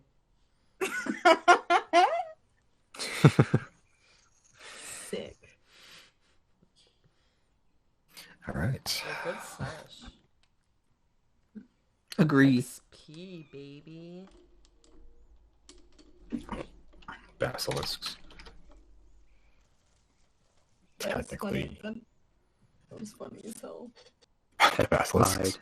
Yeah. Okay, so for the basilisk encounter, you technically get 1,400 XP, 1,400 XP, each of you. Hell yeah. Because technically, yes, you did kill them. 1 and a 2. Yeah, it's a 1-2. 1-1-1-2-1-0. Okay, and for RP, what RP did you do to this session? Nile stuff, mostly Nile stuff. I'll make that number I'll give you 600 for RP to make the even 2,000 XP you gained this session. So that's Yes. 1-1-1. 8. Unhealthy 1-0. obsession with clean numbers. So it's 1-1-2. It is quite 8, satisfying. 10. I have 1118. What? What's the final number? I have 1-1-2, 8, 10. 1-1-1. I have. Wait, really? 1-1-2-8-10? I What? got 2,000 XP. And right now we're at, before I added anything, was 1-1-0-8-10. No, yeah, they're right. So it's I was- I 1-1-2-8-10 then? Mm-hmm. Yeah, Yep. I started Oh. doing that. That makes sense. Okay, sure. For once, Josie did math right. Man, Yeah. it is Leave it to me to Fools. confidently assert incorrect. Also, it's Simon's birthday. We didn't acknowledge that all night. Happy birthday, Simon. Happy birthday! Happy birth. Happy birthday. It's a day. It's your birthday. It's your birthday. It's a good day for some Dungeons and Dragons. I was Roll a squeezed D. out of a book. Roll a d24. I don't know what it will determine, but that's how old you are. That's how many birthdays. Oh my god! Holy shit! Hell yeah! That's amazing. I That's may how fuck many, that up. how many Destiny. birthday hits you get. Oh yeah, I got punched 24 times. That was-